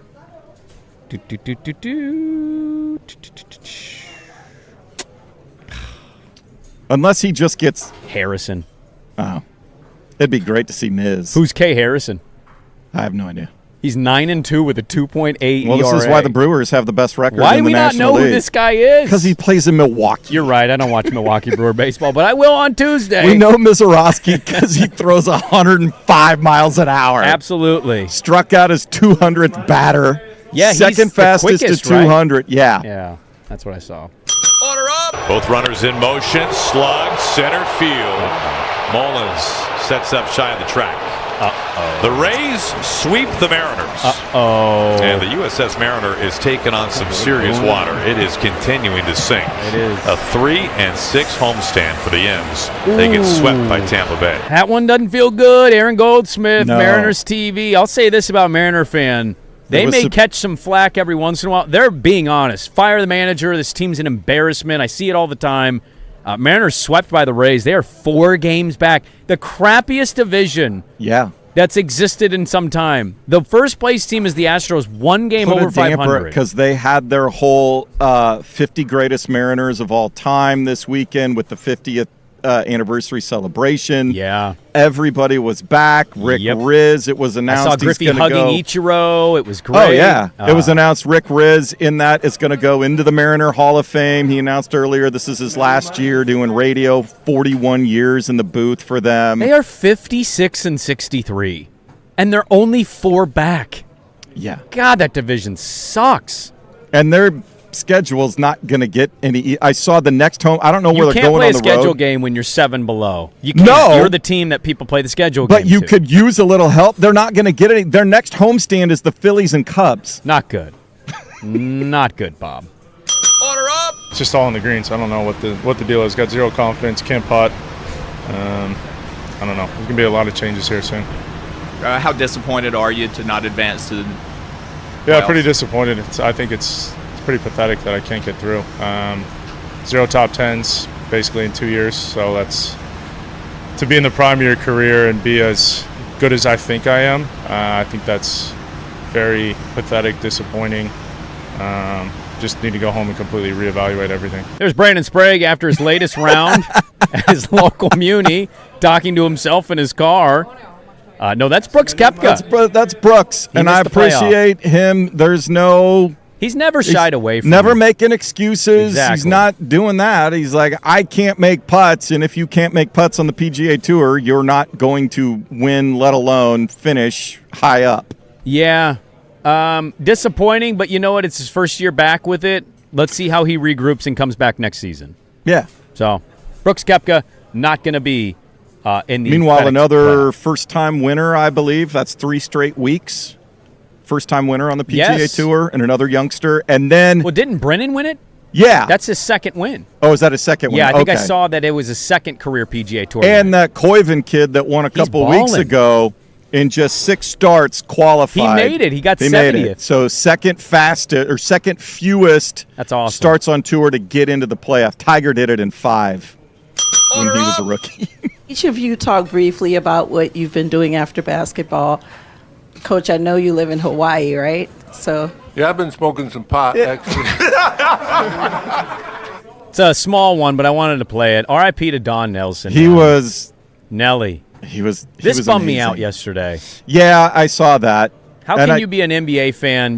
I've been watching for a long time. Like, Don Nelson's a staple in my basketball I life. would argue that maybe the Milwaukee Bucks teams he had in the 80s are some of the best teams never to have won an NBA Finals. So I should have marked who it was, and I really apologize because it's just me forgetting to give the credit here. But I saw somebody, it was one of the NBA people, like, he's not going to be in the running for best coach ever. He obviously is not going to be in the Pat Riley, Jerry West conversation of, like, molding and team building.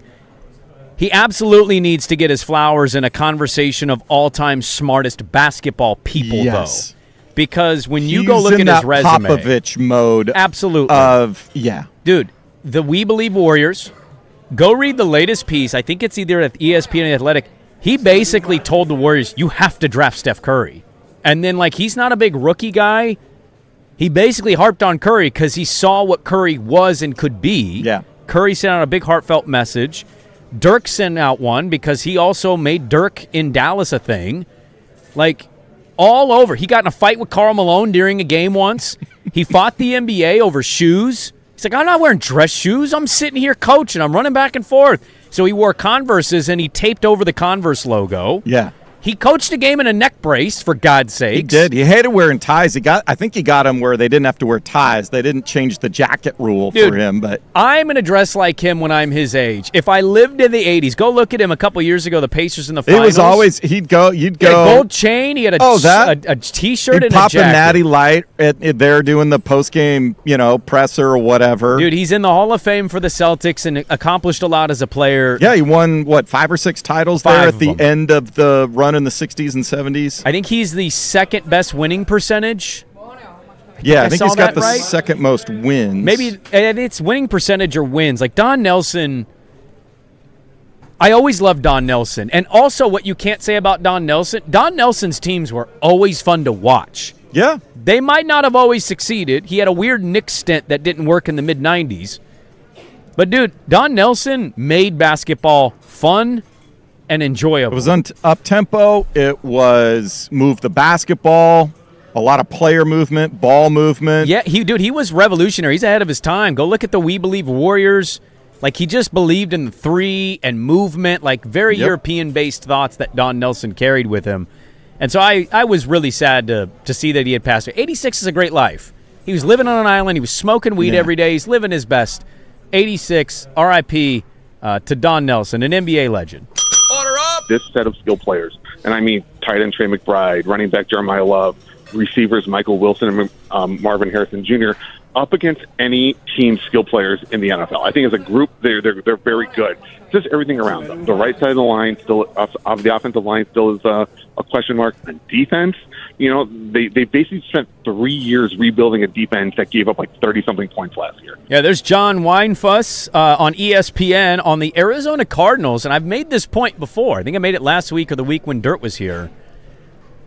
You may not buy the Cardinals because I certainly don't. Although watching Larry Fitz highlights yesterday was like a reminder of like they've had a few amazing seasons randomly. God, they're playmakers. On paper, they look amazing with Wilson, McBride, Harrison Jr., And if Love can live up to the number 3 pick hype, even though his own coach is not citing him, maybe Carson Beck will end up being the quarterback. He continues to have a pretty good camp. He was torching their defense up the other day. He was throwing no-look passes. You're like, oh, my God, is Carson Beck a dude? So can they not turn it over? Well, is their offensive line going to allow everybody to – look, let's not go crazy here. And then can their defense not give up 30 a game? Well, maybe. And they're in – How many otherwise, games is Walter Nolan going to play? The toughest division, and certainly the toughest division in the NFC. They just might be like the really bad team who's fun to watch because they have It'll be interesting so to many see guys. what they do to when they're not playing NFC West opponents. Tend to agree with that, yeah. Tend to agree because they could go 1-5 in the division and then go 8-3 elsewhere. And I just think they're a team that's gonna get a few teams this year, and you go, oh, damn, the Cardinals are balling. Yeah, out today. they might get somebody not paying attention. Exactly, might drop a 30 spot. They'll look at their record on the road on somebody and end up winning the game. All right, final one, and then we'll carry some of this over. Order up. Yeah, that's training camp. Those 2 leaders of our team going at it. So that is part of camp. Obviously, you fight in the game, you throw a punch in the game, especially then you're out of the game. So we got to be smart, treat it like a game. That's Clint Kubiak. Did you see the news over the weekend? Max Crosby and Kirk Cousins were punching each other in a camp practice. Yeah. I mean, Kirkers should be in a bubble-wrap glass case. Like, if there's one guy. Should he? In training camp? Yeah. Maybe Mendoza. Why should Kirkers? Because he's fragile. I know, but I think Raider fans want Mendoza to play. They do. They were both suspended, by the way, for an entire practice. That had to have been an awful fight. Yeah. I didn't see the highlights. Maybe it leaked on Twitter, but they reportedly punched each other. Crosby also has a reputation of being take practice way too serious guy. Yes, he doesn't care. Like, he will hit the quarterback. If I put on pads, yes, don't ask me to dial it back. And you can say you love that, yeah, until he tears up the knee of your lineman because he dives at him, or he sacks your quarterback when he's wearing a red jersey. But Max Crosby, they ended up hugging it out. They came back, they ended up hugging it out. Yeah. Apologized to their teammates. But Max Crosby and Kirk Cousins, camp is in full effect when teammates are punching each other. Doesn't happen very often. I got more cafe audio I want to get to. We had NFL Hall of Fame enshrinements this weekend. You had that? Yep. That was great. I got a couple more notes in the association, or in the NFL, that I want to get to. So we'll carry the Cafe Day Dirt and Sprague Kids Eat Free today, and we'll get to it next on The Fan. Time to open the door to the Blazers. This is the Blazers Report, brought to you by Ponderosa Garage Doors, Portland's repair and installation experts. It would be great to see Ja kind of put a little bit more dedication to the defensive end of the floor. That would just add so much more to his game and just a whole nother dynamic to this team that a lot of people wouldn't see. There's Greg Oden. He was on this very radio program last week on Thursday in studio for a whole hour. If you've missed that podcast, you can check it out. He's a lot of fun to talk to. I've really enjoyed the kind compliments that people have reached out and shared about hearing from Greg Oden. Greg Oden kind of having a new life of, it didn't work out for me, but my life is okay. But that's him on Ja Morant. And I have a random Blazer segment I want to do with you today, Swag, involving something I just talked about yesterday. So we'll get to that. This Blazer Report brought to you by Ponderosa Garage Doors, where they're taking service to new heights. Call Ponderosa today. Visit them at ponderosagaragedoors.com.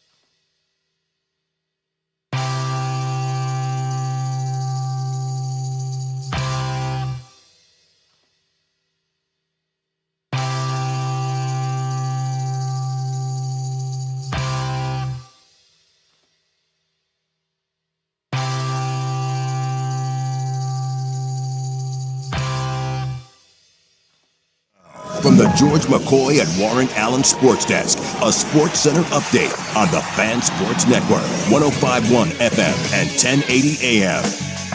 First on the Fan, Timbers' unbeaten streak ended at 5-game Sunday Night Club America at Class Portland 3-1 in Leagues Cup group play. They had a pair of unanswered second-half goals to take control of the match. Timbers will host Tijuana on Thursday. Things going better for the Thorns on the road. Fastest 3 goals ever to start a match in NWSL history. They all came within the first 10 minutes. Pietra Torden with a hat trick in a 4-3 victory over Boston Legacy. Portland back to 5th in the standings. Thorns are back home Saturday hosting the Summit. From the NFL, Teddy Bridgewater is retiring again. Lions head coach Dan Campbell indicating the Lions moving on from him, and they signed Joshua Dobbs as their third quarterback on the roster. I'm Jason Swigard for the George McCoy at Warren Allen Sports Desk. Don't call your mom. Call George McCoy at warrenallen.com. This is the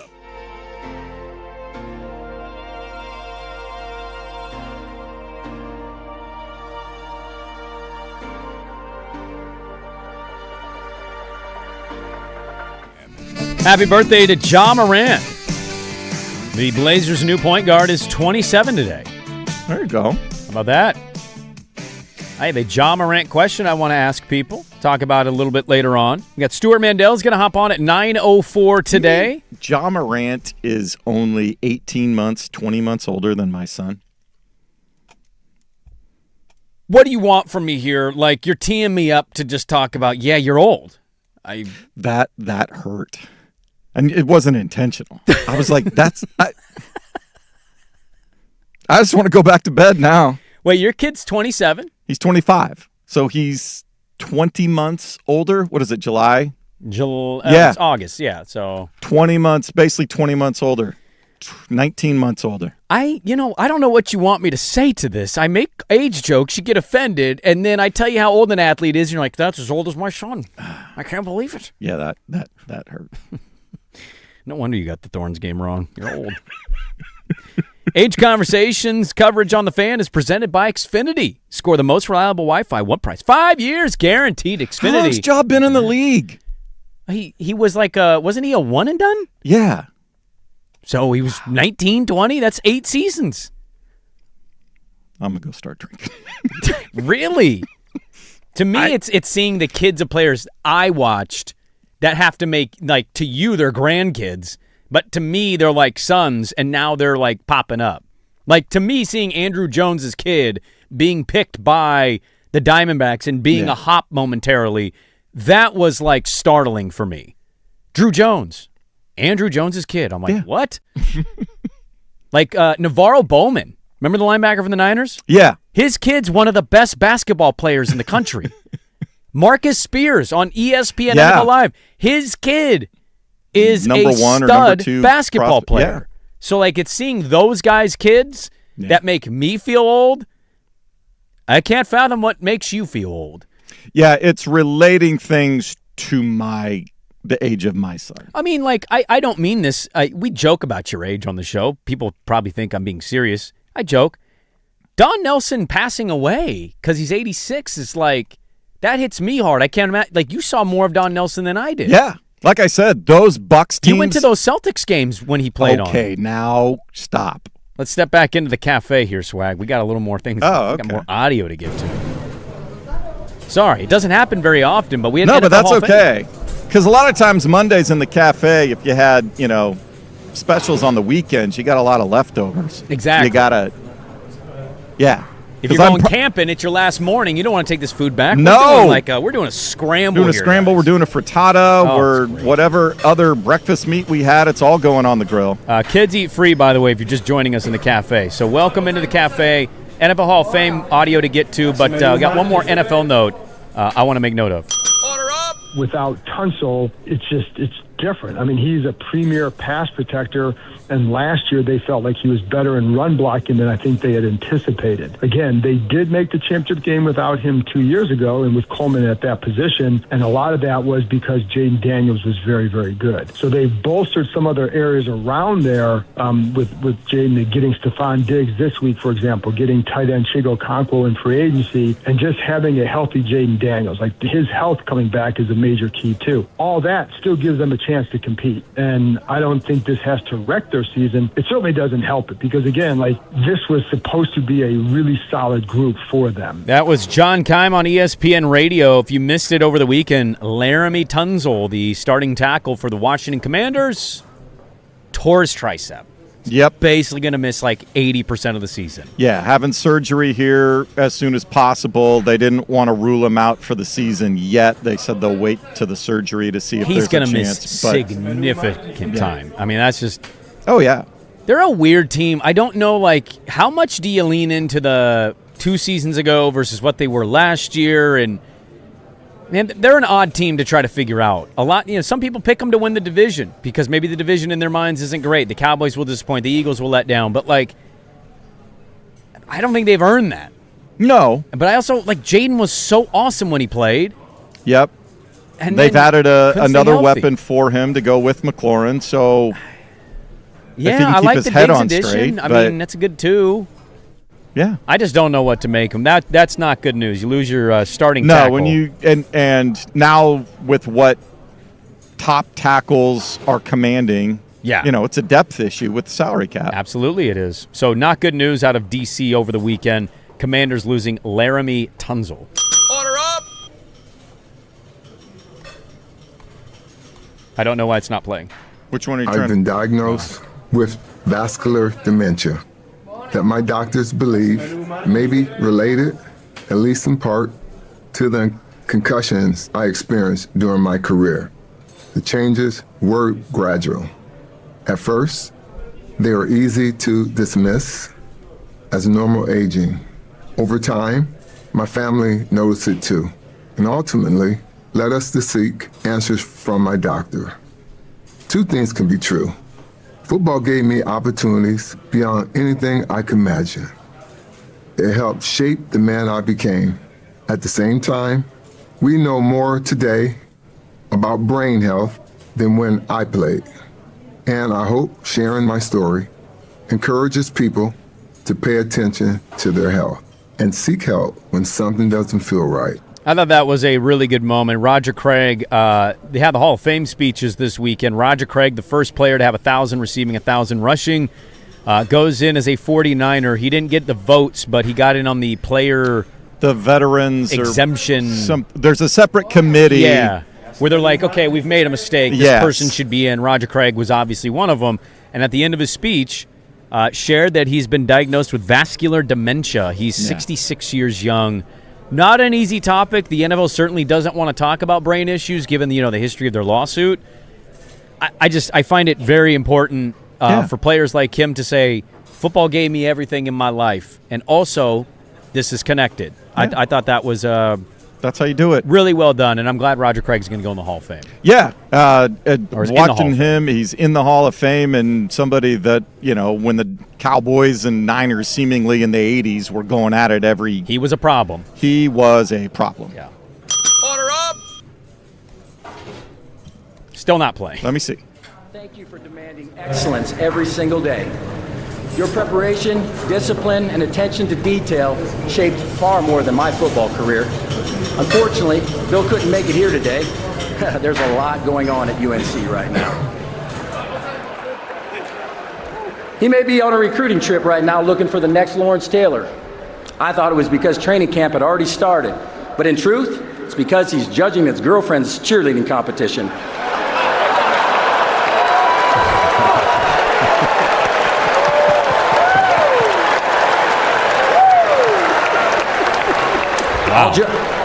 All jokes aside, in my opinion, Bill is the greatest coach of all time. There's Adam Vinatieri, got in the Hall of Fame.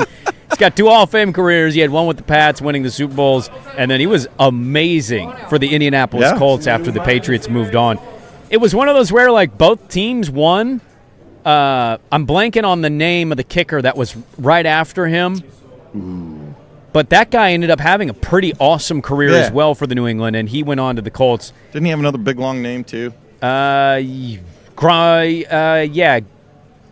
I want to say it was like not Gronk, but something like that. Look that up, the kicker after Vinatieri. Because I remember thinking, you can never... Steven Gostkowski. Gostkowski, thank you. He was good. Yeah. He was good for them. So Vinatieri goes in, thanking Belichick while also giving him a rib about being at a cheerleading comp. Yeah, Belichick has earned that.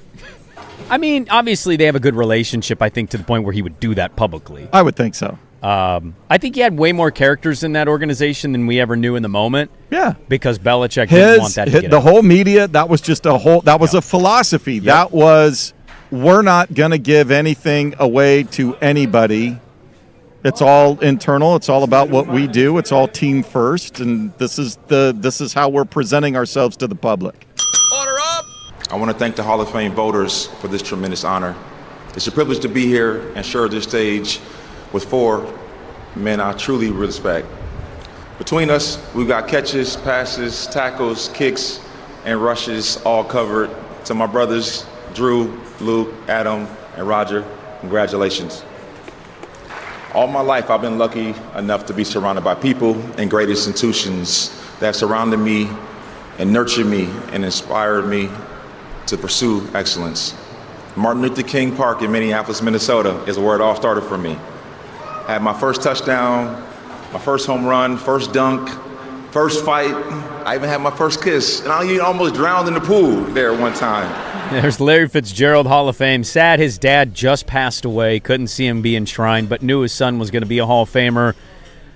One of the all-time underrated NFL players ever. I mean, we've talked about this before on the show a couple of years ago. I think we've concluded that legitimately you could say second. You could put him in the conversation for second greatest receiver ever. You may not. Yeah. But I think we looked it up, and he had 3 drops. Oh, yeah. I also introduced his nice ass to my wife last night. She was walking through my bedroom, and I was watching the speech. And I said, hey, you got to stop. She was going to go shower, and I'm like, you got to watch this. Yeah. She goes, what? This guy's ass. A+. Maybe the best in sports history. She goes, what? And I go, you got to watch. And every highlight, they weren't showing his butt. And eventually showed a camera angle, and it was jiggling. And I went, look at that thing. And she went, wow. She couldn't believe it. Larry Fitz, one of my all-time favorite players. I would think if you want to put up a poster or a video of how to be a professional athlete in any sport at any time, you could do much worse to. Very Jerry Rice-like career. That, both on and off the field. Exactly. Quiet, didn't hear a lot from him, went out there, handled their business, and was utterly awesome. And I would say, we forget how close they were. Like, I know we know about the Santonio Holmes catch, but in the moment when he caught that breakaway touchdown. Yeah, when he got the second one, it was, under 3 minutes? It was under 2. Under 2? It was like a minute 40 or a minute 50, I think. And you're like, oh, my God, the Cardinals are going to win the Super Bowl with Kurt Warner, who he thanked, by the way, in his Hall of Fame speech. Order up! New Orleans has been through a lot, to the point where in some cases the feeling was we may have lost everything. It may never come back the same. Storms teach us that our greatest treasures aren't the things that we own. They're the people we love and the way we show up for one another. It reminds us to hold our loved ones a little closer, to love a little harder, to laugh a little louder, and to never take a single day for granted. Sometimes it takes losing what can be replaced to truly appreciate the things that can't. New Orleans, you accepted me, you embraced me, you believed in me, but more importantly, you trusted me with the soul of the city, and I would have died to protect that calling. There's Drew Brees getting emotional over the city of New Orleans. His career ends in the Hall of Fame, one of the greatest quarterbacks of all time. Delivered the Super Bowl to them in 2009 and got emotional there and thanking a lot of people throughout the Hall of Fame speech, particularly New Orleans. I don't have time to get to Luke Kuechly, unfortunately, and I don't mean that as like a Luke Kuechly wasn't important enough. Absolute stud linebacker, and he had a great – he thanked, his fellow classmates. He got to know Roger Craig's family. shouted out Vinatieri and Fitzgerald, but also said Drew Brees was the quarterback that he hated going against the most. I think part of that is taking him on twice a year versus other quarterbacks you don't see as much, but gave Drew Brees a lot of love as well. So a great Hall of Fame class, kind of an underrated one, really a class of underrated NFL players. Underrated guys that were total pros. Luke Kuechly, stud. Adam Vinatieri, the clutches kicker. Larry Fitz, one of the greatest receivers. Drew Brees, one of the more underrated, overcoming 5 straight your 5,000-yard seasons? Just that's insane. Amazing. And then Roger Craig finally getting in with the 1,000 season, being the first one to ever do it. A great weekend for the NFL Hall of Fame enshrinements. We have a lot more to get into in the second hour of the radio program. We're back on 105.1 The Fan.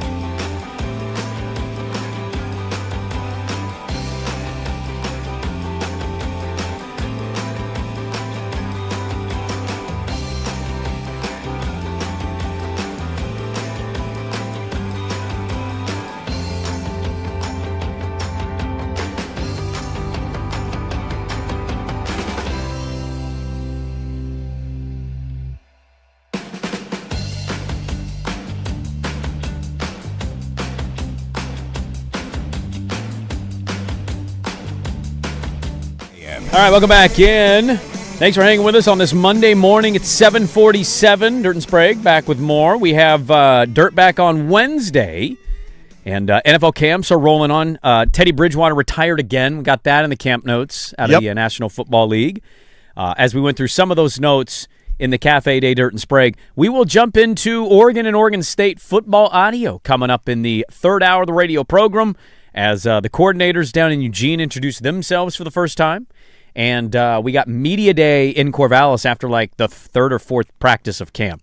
Very odd way of doing it. I think they just, said, okay, everybody needs to be available. We'll call it Media Day. And they did. They called it Media Day. So we'll hear from Jamarcus Shepard and company as well. So we'll really hone in on the local college football audio bits coming up in the third. And then Stuart Mandel of The Athletic is going to join us. He had a mailbag recently where he was asked who's under more pressure, Steve Sarkisian or Daniel Lanning.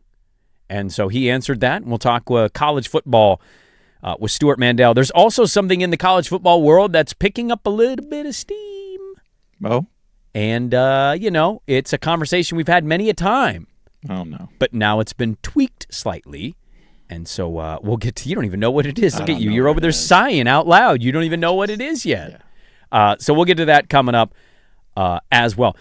Before we get to the third hour of college football delight, And programs. I want to ask you a question. So, good friend of the program, a good friend of this program and many Blazer fans is Mike Richmond, the homie. The homie. And he asked me to be on the Locked On Blazer podcast, as he does usually every August. And I said, you know what? Yeah, because we have like this unofficial agreed upon thing. He's largely available for most of the season. We don't go to him that much. We try not to take advantage of the relationship. Exactly. And in August, he has certain pockets that he's like, I'd love to extend the conversation with you. And so it's like, you scratch my back, I scratch yours too. That's how this industry works. And so I did the Locked On Blazer podcast yesterday with Mike Richmond. And apologies for stealing something, but he got my brain turning, and I wanted to throw it at you knowing it was going to be you and me today. Okay. So today is Ja Morant's 27th birthday. Yes. As we talked about in the previous segment. Making me feel ancient. Making you feel old, and then also reminding ourselves, hey, man, he's still a little ways from 30. Maybe he'll get this physically back and be okay. Mike asked me over-under questions, and I won't ruin any other ones because it was a lot of fun to go through it.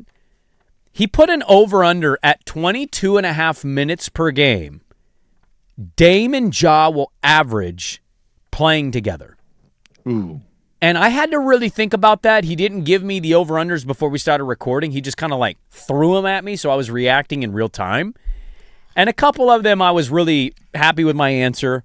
Another one I almost wanted to correct myself in the moment, but I didn't. But that one got my gears moving of for whatever you think this offseason was, and I think most people largely are in the, you made a move, but it wasn't a move we thought you'd make, and what is this team, all that. 22 and a half minutes per game. And he did, I'll cite him credit for this, he looked up Dame and CJ for those thinking this is a similar rendition. Dame and CJ averaged 29 and a half minutes per game when they played in their last two seasons, I think he said. Yeah, so I think that to answer that question forces you to project who starts, because Dame and CJ started, so they played the first 10 minutes together almost no matter what. Dame Lillard might shock the world and say, I want to win the sixth man of the year and help my team. I can't imagine a world where Dame Lillard's back as a Blazer and he's not starting. I can't initially either. Now, I like where you're going. If you're doing what I did, he's at some point says, you know what? My legs are, the Achilles, it's different. For whatever reason, I'm 36, 37, however old he is now. Let's maximize my minutes, and I want to be fresh for the fourth quarter and closing time, so let's not have me play so much in the first half, enough to get out there and get a feel and get a rhythm and then do that. Well, how in the NBA? But again, this is all trying to get in the mind of a first-year NBA head coach that we haven't heard much from and have seen nothing. Well, we've heard actually a lot. Well, yeah. He's actually given us a lot, considering, he's just been hired. But yeah, so he's one of those, evil geniuses when it comes to So he could envision something totally different with this roster that's unbalanced. He's talked about Ja coming off of the bench before. Yeah. He's done that out loud. So I think that's the first thing you have to try to figure out. If they start and then it's over. The number is over. You're hitting the over. I am hitting the over So, if they're going to be in the starting unit, and that is the starting unit for the bulk of the season. The other part you have to think about is how do they stagger? Right? Because I can't fathom most of their heavy minutes are together. You're going to have to stagger because defensively you're going to be too awful, I think, to succeed. Now, the other part of the consideration here, clutch time by the NBA definition is a game. 6-point game within 5 points in 5 minutes. Okay. So it's a pretty, it's a 2-possession game anytime under 5 minutes left. In the final 5 minutes, what is the closing lineup? Is the other thing we were discussing. And I'm like, I don't think we're going to have a consistent closing. I think Denny's consistently in it. Yeah. I think Donovan's consistently in it.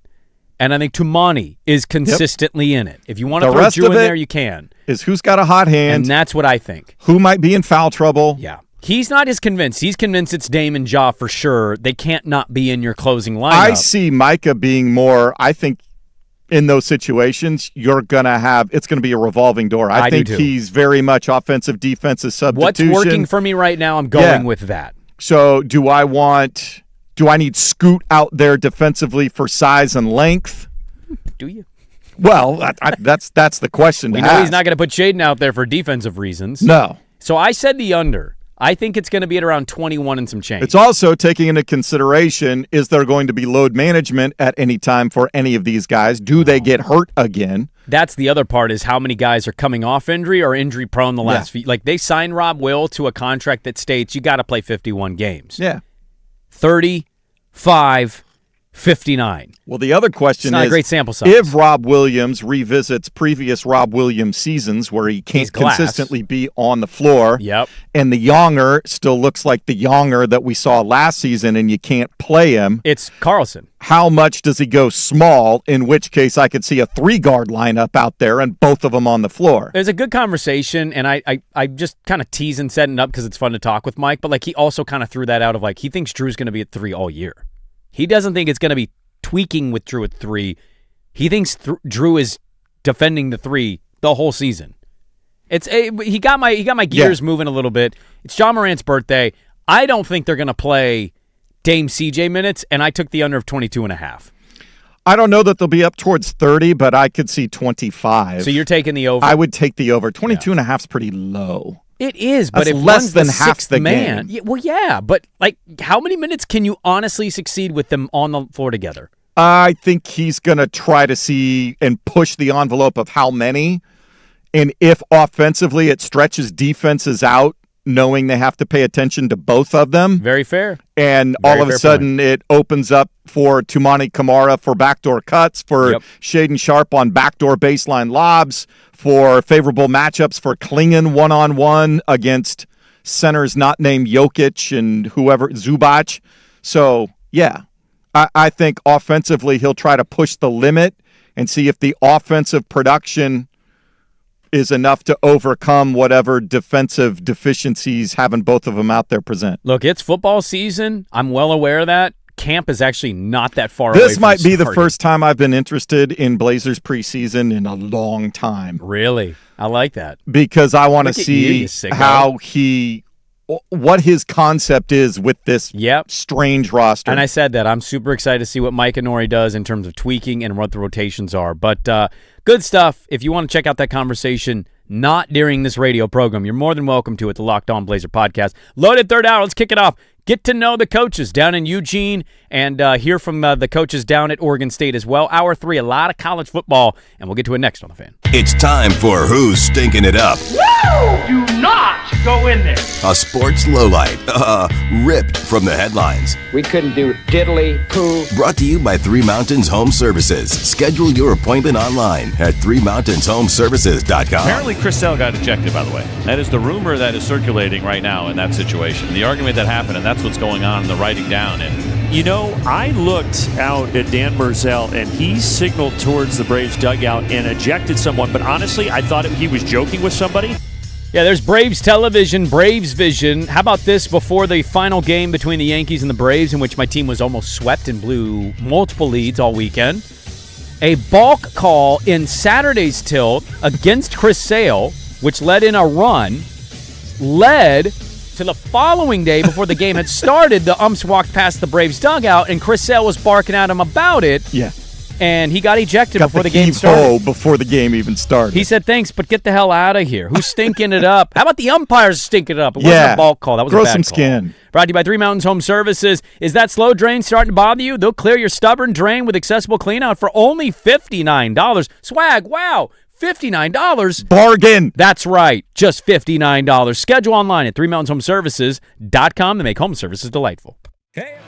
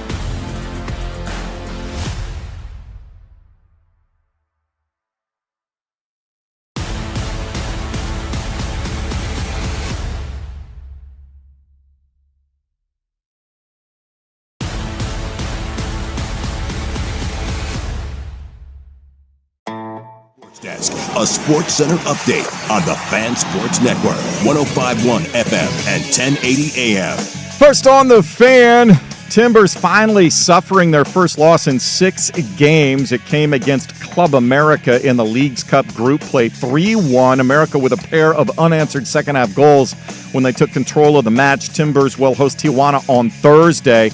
Things much better for the Thorns on the road. They get the 3 fastest goals ever to start a match in NWSL history, all coming within the first 10 minutes. Pietra Torden had a hat trick in a 4-3 win over Boston Legacy. That victory vaults Portland back to 5th in the standings. They're home Saturday hosting the Summit. To the NFL, Commanders head coach Dan Quinn confirming left tackle Laramie Tunsil will have surgery to repair a torn tricep suffered over the weekend. They'll set a timeline for his possible return following the surgery. Bears second-year wide receiver Luther Burden III going to miss the rest of preseason after suffering a groin injury, but it's hopeful to be ready for week 1 of the regular season. I'm Jason Swigard from the George McCoy at Warren Allen Sports Desk. Don't call your mom, call George McCoy at warrenallen.com. This is the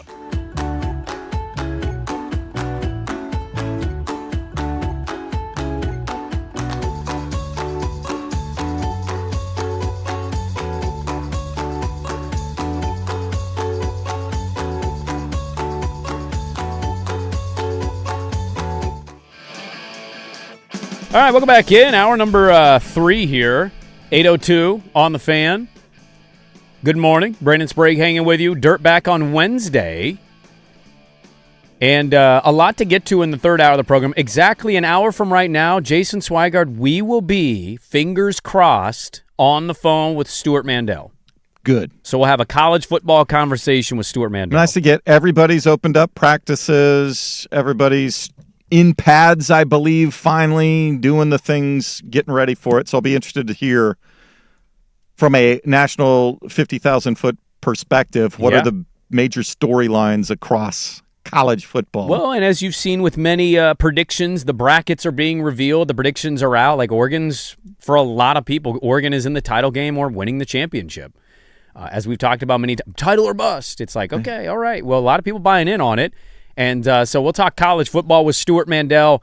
There's also something that came out in the world of college football that's happening right now that we've talked about this in the past, but there was a tweak to it that's starting to circulate. And I want to know if this is better, if this still makes you feel the same. Is it worse? So we'll get to that, and I'll tell you what that is. But we're going to kick off the third hour.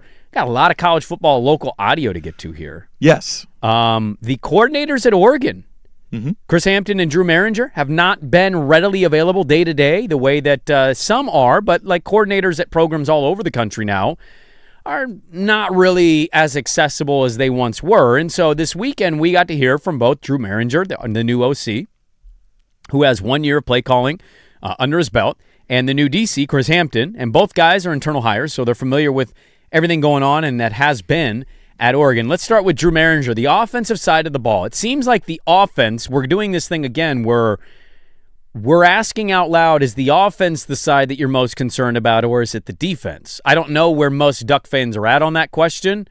Be something that Dirk could more talk about. Well, I think the fact that it's not a clear choice one, usually if it's not a clear choice one way or the other, it means either they both stink or they're both really good. Well, they're both really good. Yeah. So I think this is a good problem to have. But there's been some stuff said about Maringer in his past. It's like, I don't know, man. And I'm like, all right, I don't know if 1 year at Rutgers is going to make me nervous about it. But Drew Maringer he's being labeled a scientist by all the players. Like Dante calls him the Albert Einstein of Oregon football. And he was asked about being called a scientist by the offensive players. That's news to me. I think it's cool that I think that the players have respect for what you know. I didn't know that till now.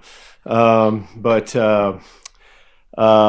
think that we're all just trying to do the best we can to put them in the best position possible and continue to educate them on, more than just what they do on any given play, but how the game works and what can prepare them to play at the next level and play for as long as they possibly can. So, I think anything like that, it's great. Just got to go out and get a little bit better every day and keep teaching them and keep growing. He also talked about moving into the OC role, calling plays. It's been some time since he's done it. Here's Drew Maringer on becoming the new OC.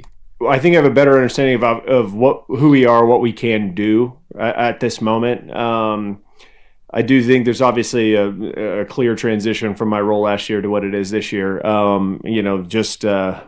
The general organization of a lot of people is more of a task than I thought it would be, to be honest. But it's great, and we have an unbelievable offensive staff that takes a lot of charge, and I don't have to worry about as much things as you maybe think that I would. So I'm unbelievably thankful for them. But yeah, I think that me and Hamp are growing and getting better, and like we talk about it as a staff, when we're watching practice tape, hey, these are the two things that I messed up in practice, right? These are the two things that I got to get better at, and it's cool sharing ideas with him. Hey, this is hard for us. All right, let's do something with that, right? And same thing, vice versa. And so we can challenge each other to have better answers. So by the time we come and play this thing live, I think we can be as good as we possibly can be. I think a couple things could be true. Maringer may not be the greatest OC year one. He might have moments or plays that you're like, why would you call that there? That's definitely going to happen when you have an OC. But I've said this to a couple people, like, I can't wait for the Oregon non-conference freakout. So, like, Bill Conley, a good friend of the program, did his bracket. He's got Oklahoma State in the playoff. That would mean Oregon has a playoff team on their non-con. Yeah. They're going to go and play at Stillwater. But I almost feel like they're so loaded on offense, and I know we have offensive line questions that we talked about last week, and we'll get to receivers here in a second because he gave his thoughts on them. I just don't look at that team tight end, running back. I think their offensive line will ultimately gel and be totally fine because, there's history. a lot of talent and a lot of experience. It's a matter of finding, as we've heard, the right combination. Yeah. You've got these younger receivers that are, coming back. Evan Stewart, you got a transfer in Iverson Rooks. Like, your tight ends are fine. I almost wonder is it a thing where Maringer may not be perfect year one in all instances, but like the talent is just so good that 90+% of their schedule, they're just loaded and they're too much to stop. They also should be able to very quickly find those handful of plays. Like, okay, if we start outthinking the room a little bit, we know we can run this play and get 7 yards no matter what. And if a guy, especially against that shakes schedule, a tackle, he's gone. Yeah. One of those things. I mean, look at their running backs, dude. Yeah. You've got a Thunder Lightning, and you just got studs. I need 4 yards. I can loaded. do this, and this, and don't even have to think about it. Yeah, but people are still going to go in skeptical.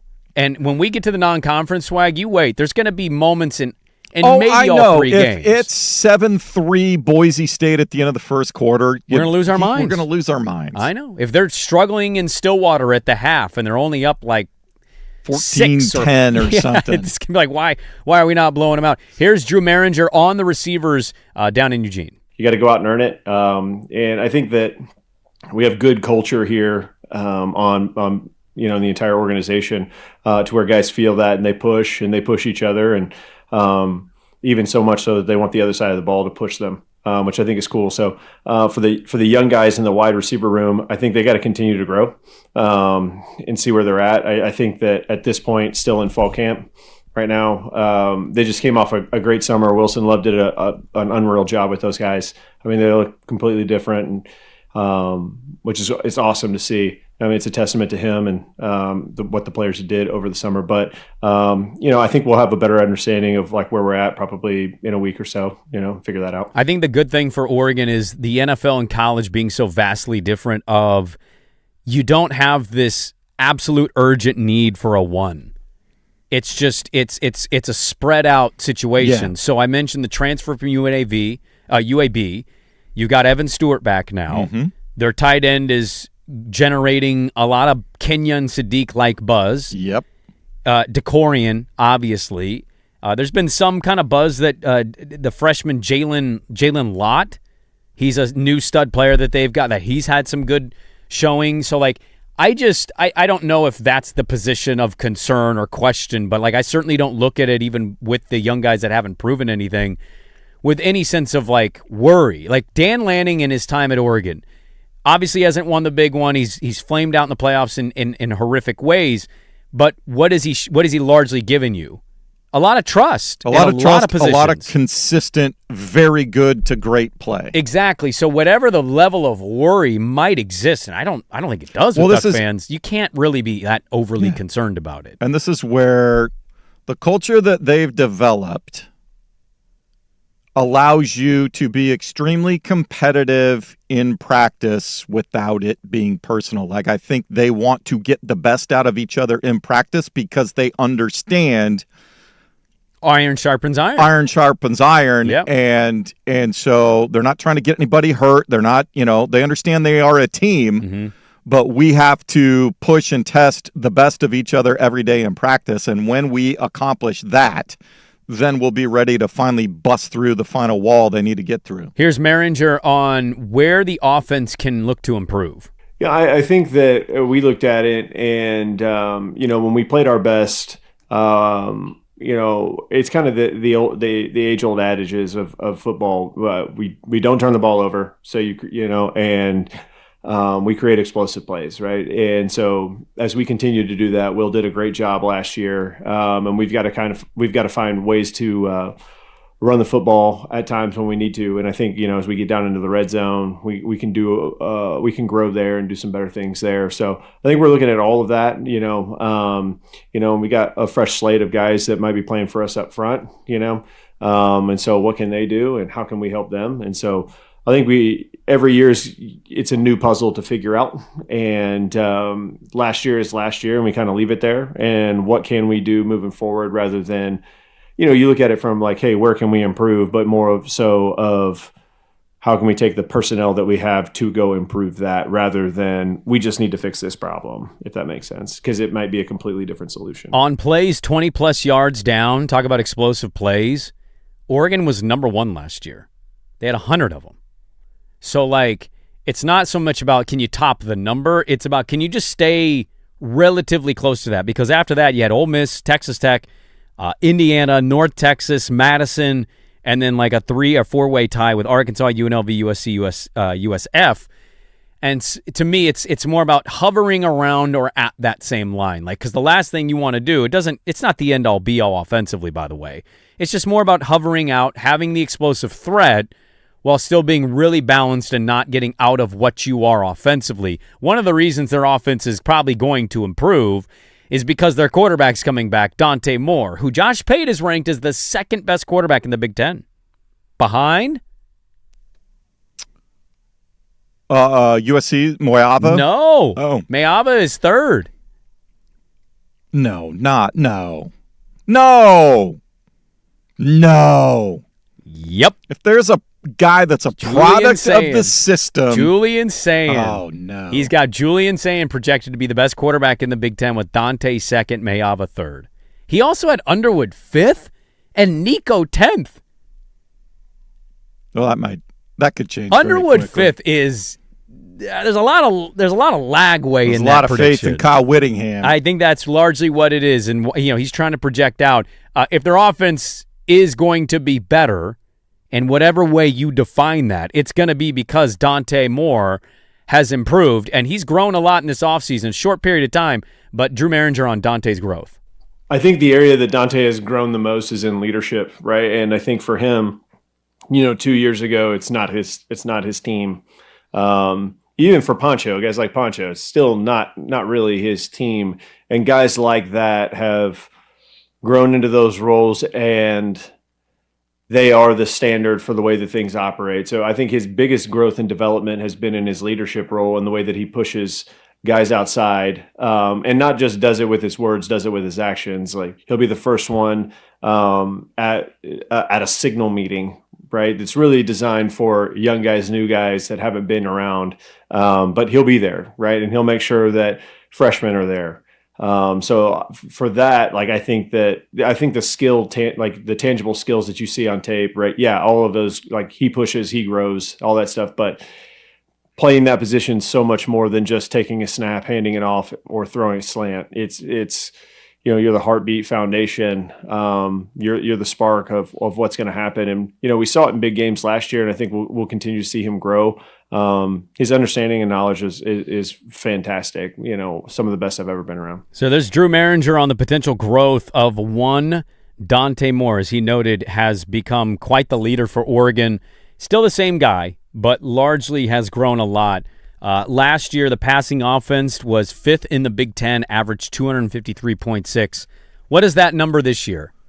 How many yards per game does Dante Moore average? By the way, had a 71.6 completion percentage. Yeah. I know not all of this is Dante. You had some spot fill-in stuff. Remember when he hurt himself against there was that. The Wisconsin game? Yeah, you also had some games where they were very limited with depth at the wide receiver position due to injuries. The Iowa game was ugly. Yeah, for the most Iowa game, of that weather. way. Wisconsin game had weather. Yep. So I think the yardage will be up. I think it'll be closer to like 260. I don't see him getting to 300. I think they still want to balance. They want to run the football. Nobody in the Big Ten had 300 yards per game through the air. USC was the leader at 296. Ohio State at 268. So I think you'll see it closer to 260, 270. Because I think they'll be able to bust more big plays with the passing game. I think the big thing, if and I haven't looked at stats, but my recollection is when things bogged down for the Ducks offense, they had an inordinate amount of 3-and-outs. And I'd have to go back, and I don't know if that's documented anywhere, but 3-and-out series, like they would do something, they'd get pinned back deep, they would try to make some plays and had more 3-and-outs, giving the ball right back. They were 5th in the Big Ten last year in third down conversion rate. They are at 46.7% of their third downs were converted. I think that's where it needs to go up to sustain. If they sustain more drives, like in games that came down to the wire, outside of that Iowa The top game. 2 teams were your Big Ten title teams. Yeah. It was Indiana, Ohio State, and then USC and Washington were actually above Oregon in third down conversion rate. So I think that's where, if you're looking at one spot offensively where you want to see statistically significant improvement that will relate to more points on the board, and it'll be that. You're never going to be perfect, but when you have a quarterback of this caliber or this talked about with this kind of experience, I think the natural inclination is just that, like, you're not going to see some of the lulls that what last year's team would show you in glimpses. It wasn't a lot, but the Wisconsin game, and people noted the weather, what it was versus what you saw on TV, and then the Iowa game until the end there. It was just like you had examples of really ugly football, and I think largely what you're going to look for this year is Dante going to look to improve, as you mentioned, Swag, the third down conversion rate, and how all that's going to work for them with the receivers that are coming back, the ones you're bringing into the fold, your running backs. You need to get your line gelled, but for the most part, that's something you can gauge. If you want to know if Maringer is comfortable in the OC role, that sort of thing. That relationship with Dante and what he sees. It's interesting him saying there's organizational stuff I wasn't aware of. I'm like, what? There's things up the OC job you didn't know about? I think that's more so coordinating the schedule and all the different meetings with your position groups and all that sort of stuff. But that's just something I assume people know going into those kind of roles. I think that's the stuff when you need to have it before you learn it? I think so. I don't think you fully comprehend it when you're not having to deal with it. You know it goes on. Yeah. But you don't fully grasp and understand the scope of it until it's put on your desk. We didn't get to it there. A lot of Drew Maringer, a lot of what Oregon's offense will be. It's the sexy side of the ball, right? Defensively, pretty loaded. So we'll hear from Chris Hampton, the new DC, and then we'll also start diving in on some Oregon State. They had Oregon State Media Day this weekend. Fall camp's already started, though, so they're calling it Media Day. Jamarcus Shepard with an honest admission and also reaching out to the fan base. So we'll get to all of that coming up next. Dirt and Sprague on 105.1 The Fan. Hey, Sprague here.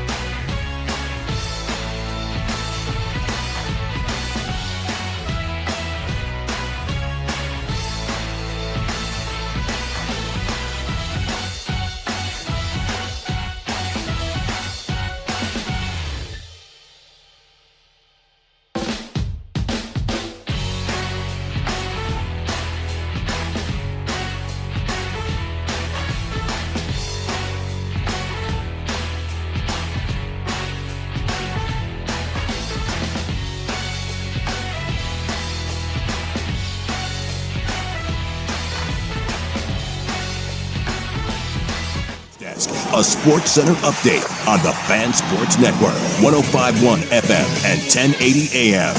First on the Fan, Jack Cassidy suffering his first and only loss as Timbers interim manager. They go down to Club America 3-1, giving up a pair of unanswered second-half goals. They continue Leagues Cup group play, hosting Tijuana on Thursday. They need to win big, and get some help if they want to get to the knockout round. Things much better for the Thorns Sunday on the road. They set NWSL history with the fastest 3 goals to start a match ever. They all came within the first 10 minutes. Pietra Torden ended up with a hat trick and a 4-3 win over Boston Legacy. That victory pushes Portland back to 5th in the standings. They're home Saturday to host the Summit. To the NFL, Bears second-year wide receiver Luther Burden III is going to miss the entire preseason, suffering a groin injury. The team is hopeful he will be ready to go week 1 of the regular season. I'm Jason Swigard from the George McCoy at Warren Allen Sports Desk. Don't call your mom, call George McCoy at warrenallen.com. This is the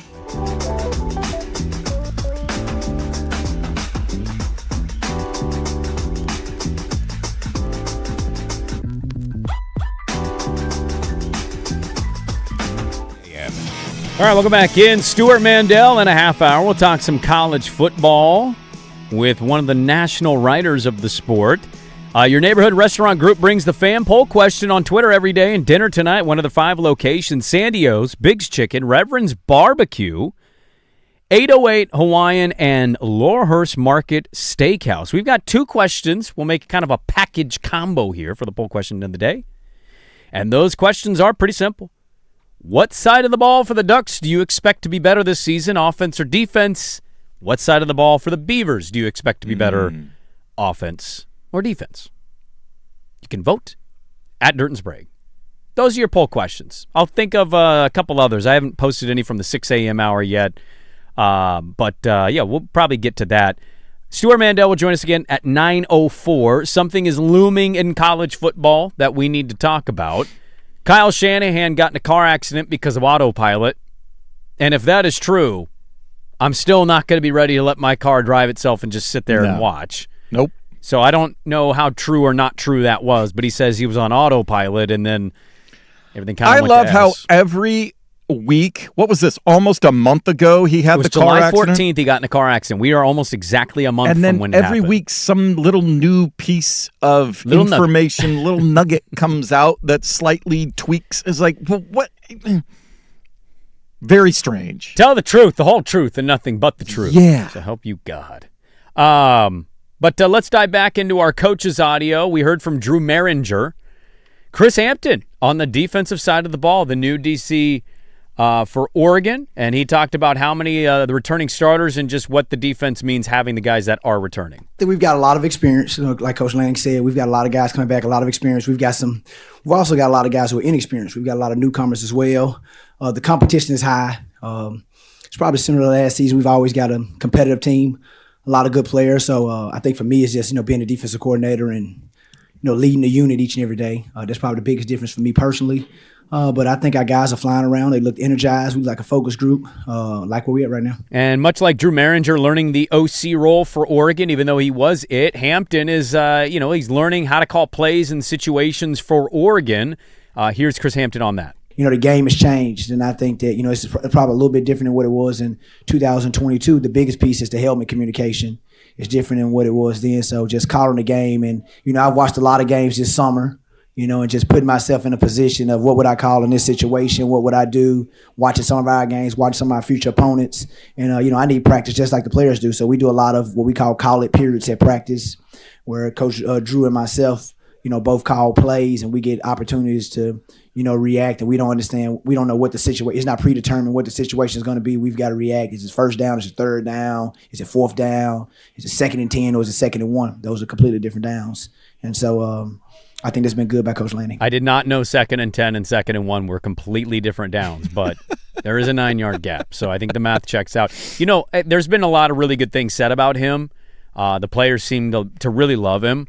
And I'm not sitting in the existential That's the first time dread. I've actually heard him talk. Little Avery Johnson there. It's got a little Avery in him. I'm not sitting in the existential dread, but I don't live and breathe this the way Dirt does on all fours in my living room if they're down by 3 at Penn State.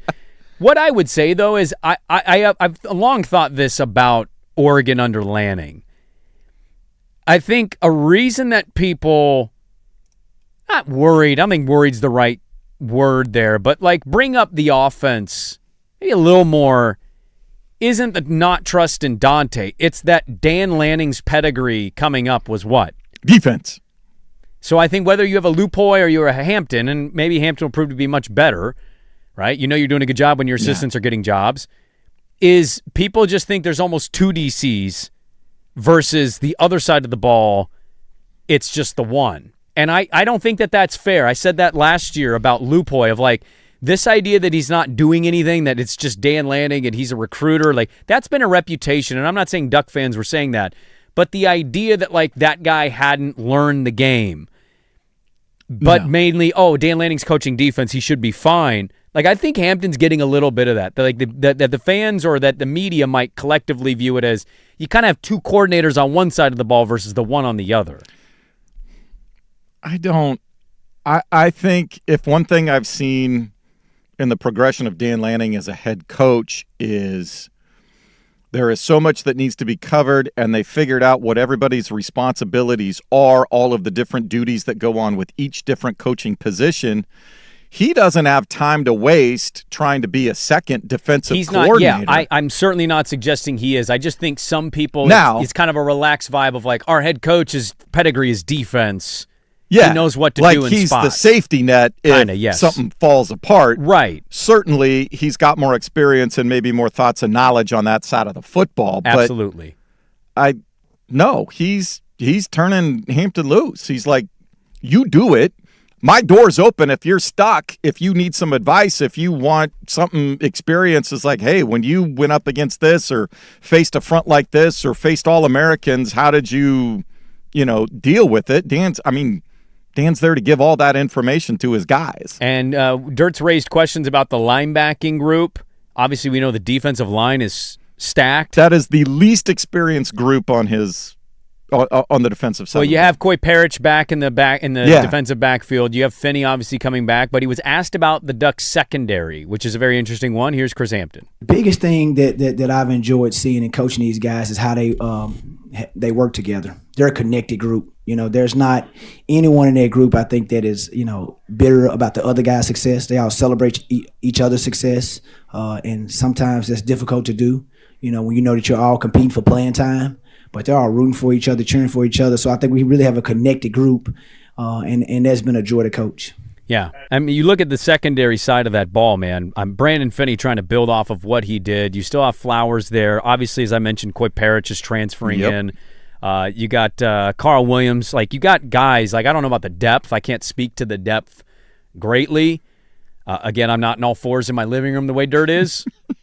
But the area of concern of linebacker, totally fine, I guess, to have that opinion. But if you're trusting what Lanning is recruiting, how he's hitting the portal, I think it's one of those kind of like wait and sees, not so much like wait and worries. You know what I mean? Yeah. I think it's going to prove itself. And then their schedule also kind of lines up where I think they'll be okay. Well, in the linebacking crew, so if you have a front four that is going to be wrecking, causing havoc, so the quarterback may not have as much time as they're used to read the field. Your secondary, you've got one cornerback that might be a first-round NFL draft pick in a year or two, maybe the first cornerback taken, who's a blanket, and you have top-level safeties. So the windows and the looks for a quarterback aren't going to be great when he does drop back. That should make it as easy as possible on linebackers to fill their roles. Absolutely. And I also just think like the defensive line of this stuff is going to wreck how many teams? Yeah. And just cause the disruption, and then you're going to get, much like Brandon Finney last year, came in with a little bit of buzz, and then just delivered because he feasted all day. So defensive side of the ball, Chris Hampton, Drew Maringer, there's some Oregon audio down from the weekend. Haven't heard from them much, and I don't think you will going forward. No, today we get the special teams coordinator and your O-line coach will be speaking after practice. So Coach Terry. Yeah, I think people will be interested in hearing Okay, how are you? Okay, yeah, you got Poncho in the middle. How is the rest of the line filling out? What combination? What are you looking at? Down in Corvallis, they had media day over the weekend, an extended media days. Media days. I would say days. And here was Jamarcus Shepard on going from spring ball to fall camp. Our players have absorbed everything that we've asked them to absorb.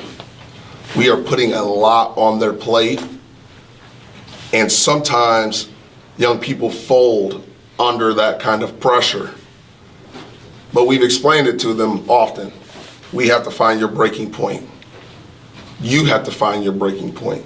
And then we have to teach you how to improve that breaking point. It has to be from just the experience of his career. What I've noticed about him so far, without having seen a game, he is really, really keen on the break you, test you mentally, how you responding. Like, not that all coaches aren't, but like he really emphasizes this when he talks about his players, his team, his program, of like, we want to destroy you to see how you respond to that adversity or how you will respond mentally to these situations. Like, he's really big on telling us about not breaking the kids down in a negative way, but kind of testing their character, their guts, their, all the cliches you can drop. He really likes to mention that. Well, and I think he knows he's got to find the things within his roster that they don't know exist yet if they want to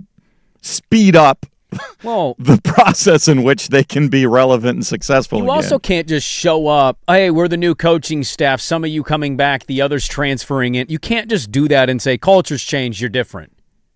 Right? It's got to be, if you want the culture to change. You actually have to change the culture. You have to change. We have to change collectively. We have to fight through the adversity. And so I think that's a big driving force for him. He also had this about fans, the value of fans this season. The last part is this. This is the third key point for 2026. I personally will not feel like we have our entire football team out there until our stands are full. I want every single one of our fans, if they can't be here, they better be tuning in.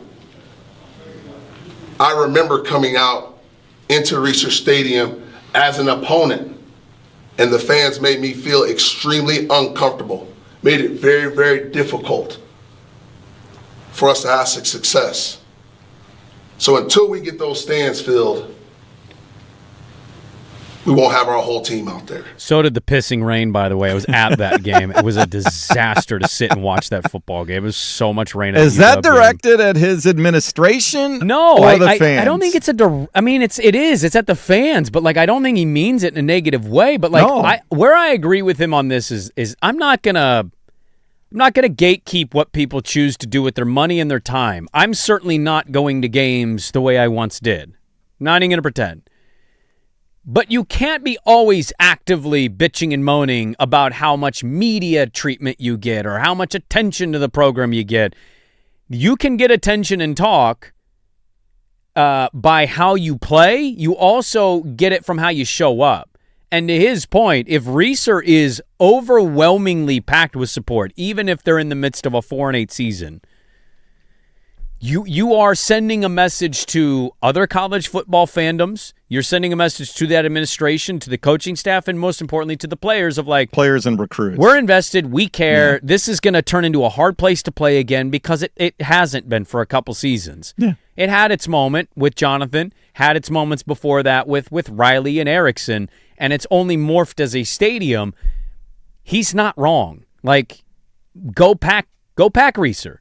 You can't complain about everything, but if you're not showing up and it's at 40% capacity or the other team is buying your tickets, what are you supposed to conclude about the emotional and financial investment, I think, of the fan base?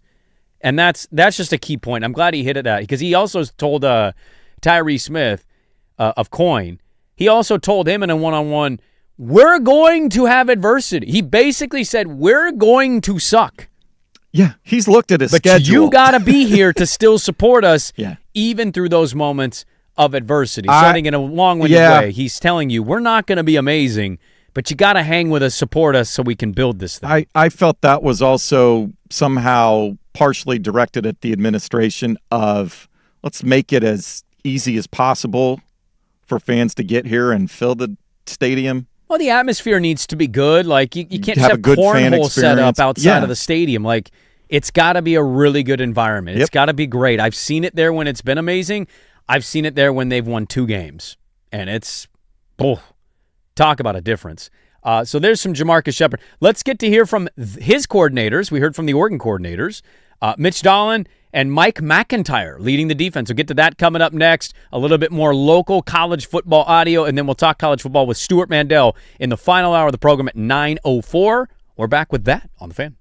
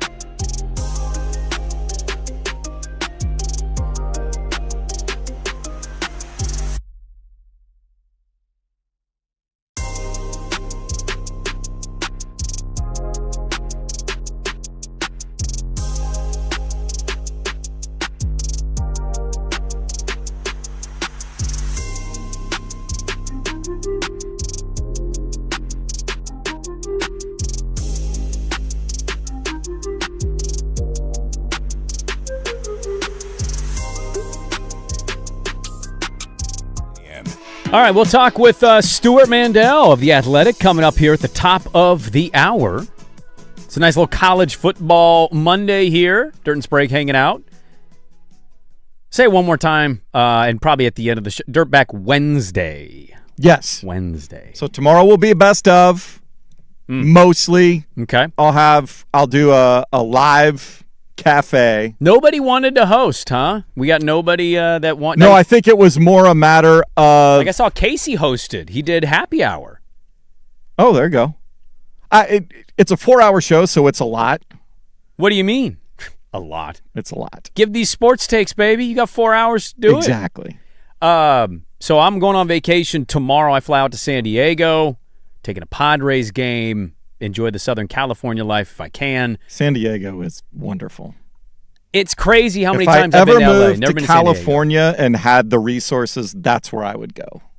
Of all the places, that's usually what people say. All the places. Yeah, San Diego's great. It's fantastic. I found out that I could get a discount at Torrey through the San Diego resident thing. Okay. But then I found out yesterday late that the person down there that I know lives just outside the county line.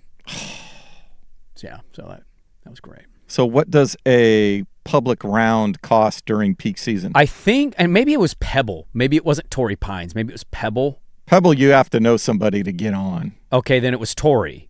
Yeah. Right? Because you can publicly go to Torrey and just walk in and pay $500, $600, whatever it is. I think so if there's a I think it was like tea $70 or $80. Wow. Which is what I pay for local munis here. So, the local discount, not going to happen, so it's not in the cards, unfortunately. That's too bad. But looking forward to the trip. All right. Before we get to Stuart Mandel, and before we give you an update on something that might be evolving in a different way in college football. Yes. Let's get to some more audio of Oregon State. The coordinators. Well, we heard from the coordinators at Oregon, Drew Maringer and Chris Hampton, and we heard from Jamarcus Shepard. Let's hear from Mitch Dolan, who has this to say about building their offensive identity. Oh, this one's kind of a long one, 144. It's kind of a lengthy little cut. Yeah, but there was a lot to it, and I think Mitch is one of those guys that I don't know if his coffee or Diet Coke or whatever it is, but he had humming? about 6 of them before practice. Yeah, he strikes me as that. Let's do this. Here's Mitch Dolan on how he's evaluating the quarterback so far. We're timing how long it takes for the ball to get out of their hands. So like yesterday we had some numbers in the 2.6, 2.8, whatever that number is. And I did some studies back in the past on NFL quarterbacks and what those first round picks a couple years ago with Penix and Caleb Williams and all that stuff. That says a lot about what the quarterback is. Is he a guy that gets the ball out, or is he a guy that holds on to it? So again, it goes back to the numbers, and those first 2 days they've been doing a really good job of just getting the ball out. Anything below 3, honestly, anything below 3, because if you get past 3 seconds, you flirt with sacks and you flirt with some messy pockets. So anything under 3, I would hope an offensive tackle can block for 3 seconds, and I believe we have the guys that can. So, and that's when we talk about our system. It's a timing-based system. It's a rhythm-based system. So our receivers know that this is one hitch timing. So one hitch timing means I only have till the quarterback takes one hitch and that ball's coming out. So there's Mitch Dolan, and that is a position that's obviously greatly important to the success of your offense, and I've heard not amazing things about their situation. I've heard Malik Murphy might be leading the way, but it's not something they're particularly excited about. This is just off record kind of conversation. Here's my question to you. As we get closer to the season for Oregon State, it's starting to feel like buckle up, Buttercup. If they win 4 games, be happy they doubled their win total. Well, one, their non-conference schedule is not easy. It's certainly not easy. They're going to get shellacked by Texas Tech. That much we know. The Houston game is... Houston's probably going to beat them as well. You would rather have that game in the middle of the season than right out of the chute. You mean you don't want that Texas heat? Is that what you're telling me? I just don't think you want to deal with a squad like that. Maybe, but it could be better early to face a team who might have some uncertainty in certain areas. Over under 2.5 quarterbacks starting this season for Oregon State. Ooh. Here's their 4 quarterbacks. Malik Murphy. He will start somehow, some way at some point. Braden Atkinson, the sophomore transfer. Brady Jones, senior transfer. Or Isaiah Ariza, who is a true freshman. Over under 2.5 quarterbacks starting for Oregon State this season. There's 2 pieces to this puzzle. One, whoever starts game 1 stinks. How many? Nobody can get it. How long do you get? After How long's the rope for anybody? And then 2, how many injuries do you sustain at the quarterback position? It's a multi-layered question, my man. I'm gonna say over. You're taking the over of 2.5. I think this is. Yeah, I think now having like if Murphy part of it's going to play into the week, record. They've got a tough stretch early on. Once they lose, Bull is out of the question. If Atkinson starts week 2 because Murphy's bad week 1, and then he plays for 5 weeks, and then Murphy comes back, that doesn't count. No, that doesn't count. 2 different names. 3 2.5 different names. Yeah, 3 different names have to start at the I think if position. they're out of it by the end and nobody's impressed him at that point, the freshman goes in to see what he might be able to do and building momentum for spring. Here is Mitch Dolan on evaluating the offensive line. I'm grading it by the 5 best. Like, we'll grade them individually, but I want to see the 5 best guys that play together. So kind of what I mentioned in the spring is we're grading the center on that. Now I'm grading the best 5. So we're having stats of whatever those 5 numbers are, 5 jersey numbers. Whoever has the most yards per rush, I'm like, okay, that's a unit that's moving the ball. So that's how we're doing it there. I mean, yeah, no. If the center's awesome, but the group sucks, you're not changing the center. It's an interesting way to say it, I guess. Yeah. I'm nervous. I got to be honest with you. I'm not feeling amazing as we keep getting closer and closer. I feel like this season is a total work in progress. Yeah, it's an absolute total teardown. There's going to be competition week to week. I think your starting lineups, outside of a few anchor guys that have to be in there simply because of their experience and talent level compared to the rest of the group, outside of that, I think you could see different starting 11s on both sides of the ball week to week. Let's get to 2 more here before we get to the final hour with Stuart Mandel. Here is the defensive coordinator. Mike McIntyre is back in the pack.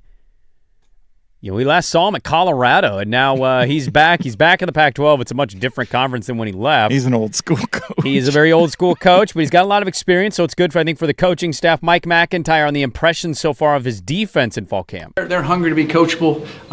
When you notice that is they come and ask you questions, even after a play's over, that type of thing. Usually they know they did something wrong. They're trying to hide from the coach. When they're coming to find you and seek you out, if you didn't see it, like you were watching something else, and they're asking you, to me, that shows great maturity, and that shows you that they truly are bought in on that type of thing. Instead of just saying, well, coach didn't see me mess up, I'm all right. We're not getting that, which is, I think, a great culture aspect. Sometimes these coaches, they're talking in codes, and it's like, oh, yeah, they're asking great questions. I'm like, that's not – I'm not feeling amazing. They're getting beat a lot. That's kind of what my takeaway was. Here's one final one, Mike McIntyre, on the strength of their defense. I would say, our D-line inside and our linebackers are our most experienced part of our football team, which is good to have the strength up the middle and that for the run and different things. And the eye discipline that those linebackers have to have for pullers and shifts and all, and reading if a guy's light, they know what's going to happen if it's a pass or run by the D lineman. Those are big keys that give you ability to anticipate plays. And when you've played a lot, so I feel very comfortable with their having ability to play a lot, and they can see things, pretty quick. So that's the experience of their defense, but it's going to be, the takeaway is Beaver fans, support us, be patient. I hope these quarterbacks get the ball out quickly, because right now they're not. And, these defensive guys, they're asking good questions. A little different a vibe in Corvallis than I'd say in Eugene. I appreciate that everybody's being honest. Yeah, I mean, they're not outright telling you it's horrific. They're not blowing smoke really up bad, anybody's butt right now. But they're kind of telling you in a way that this is... We're learning. Yeah, this year we're pouring cement. Yeah, we're setting the foundation.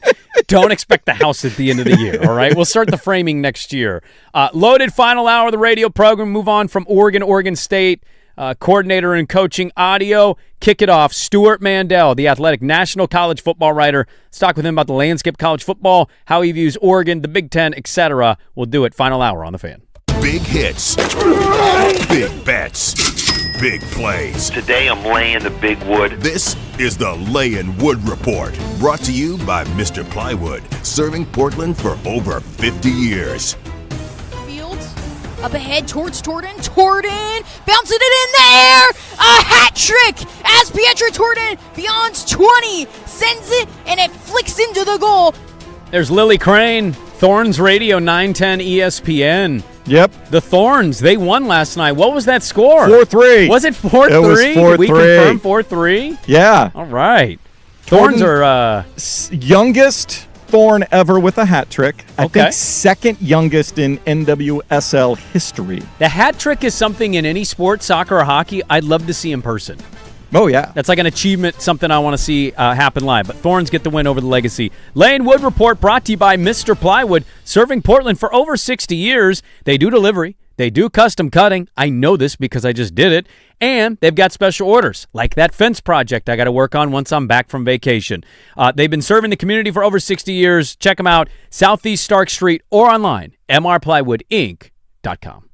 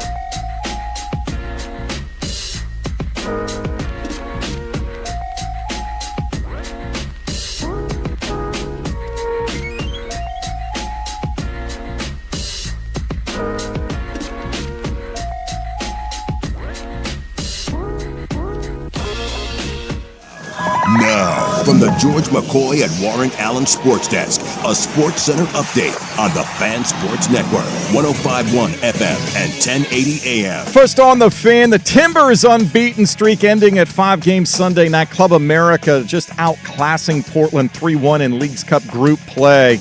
America, with a pair of unanswered second-half goals, took control of the match. Timbers hosting Tijuana on Thursday. It'll be a new manager, Marisa Fuentes' debut. Things going much better for the Thorns on the road. They had the fastest 3 goals to start a match in NWSL history, all coming within the first 10 minutes. Pietra Torden, a hat trick in the 4-3 win over Boston Legacy. Portland back to 5th in the table and are home Saturday hosting the Summit. I'm Jason Swigart from the George McCoy at Warren Allen Sports Desk. Don't call your mom. Call George McCoy at warrenallen.com. This is the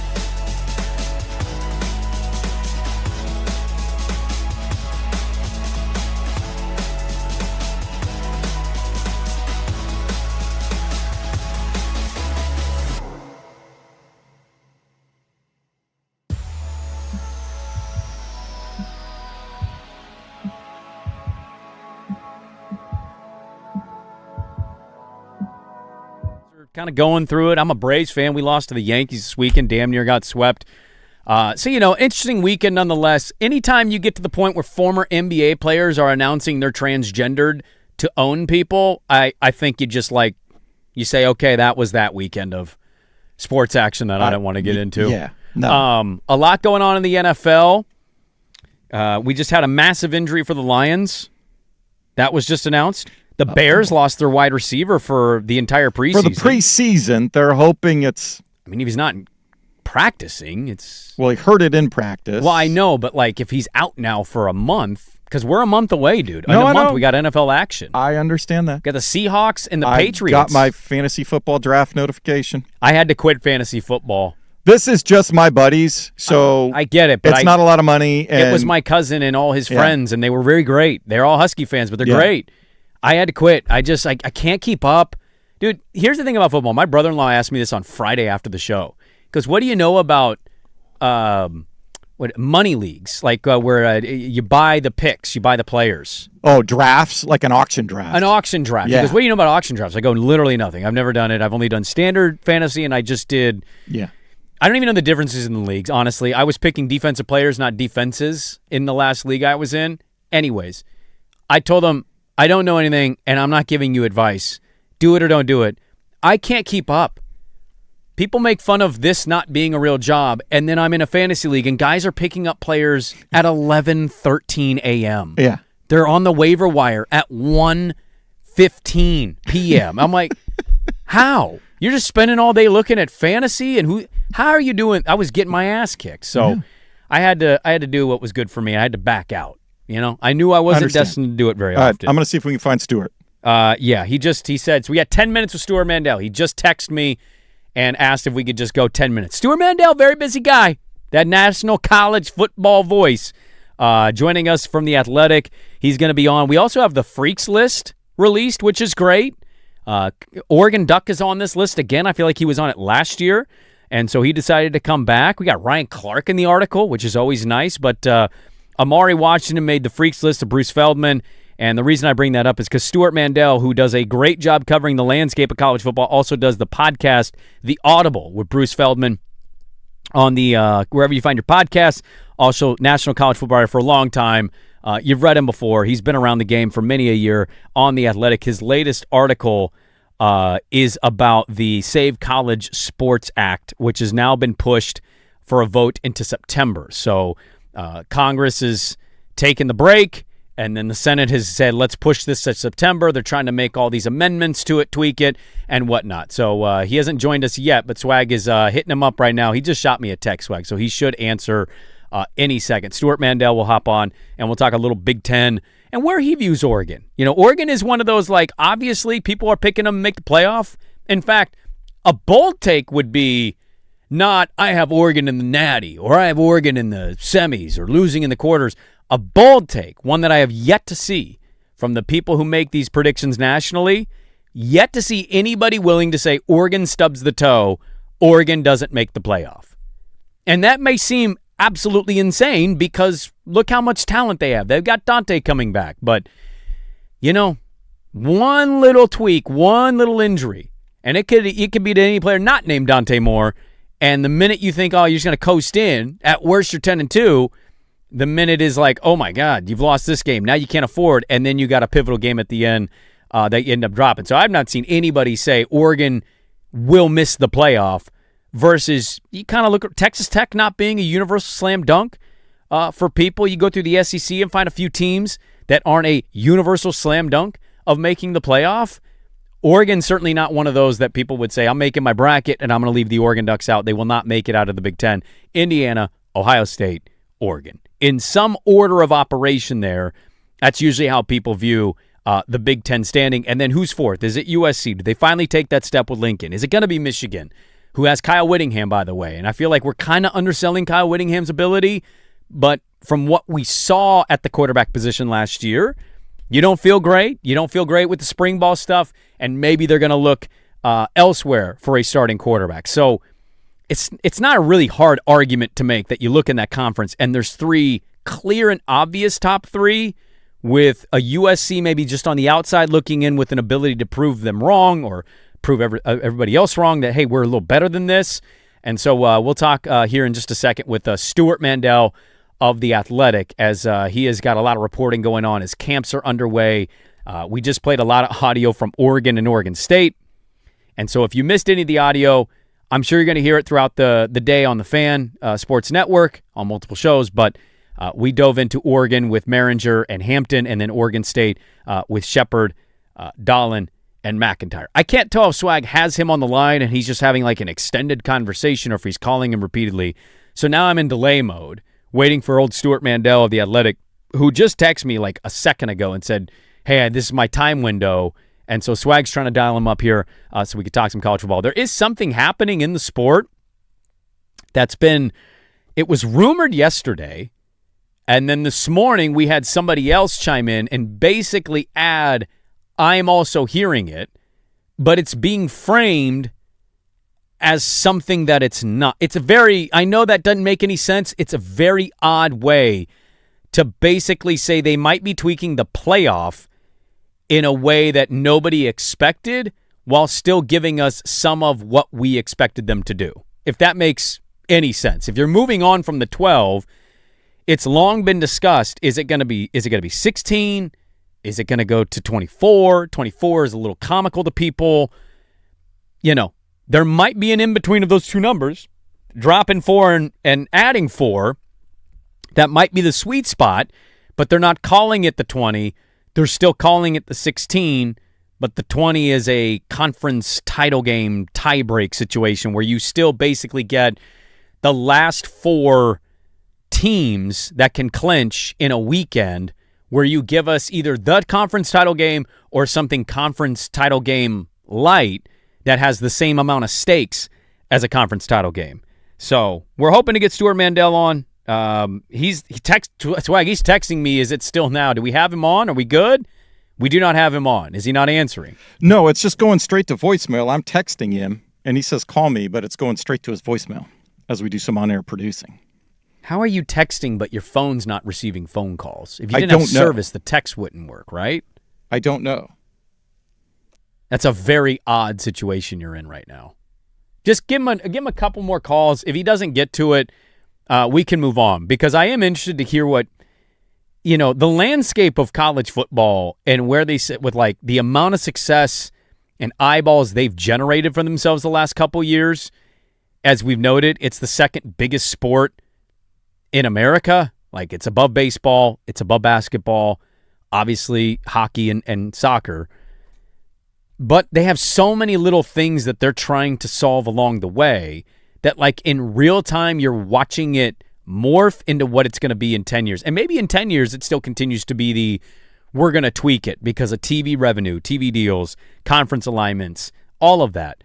But right now, you're watching outside of the National Football League, like November 7th, you're going to get Oregon, Ohio State, Miami, Notre Dame. Those are just 2 games. I think you also, early in the season, Ole Miss, LSU with Lane coming back. You've got so many massive games, and we're going to watch it, and it's going to get millions upon millions of eyeballs.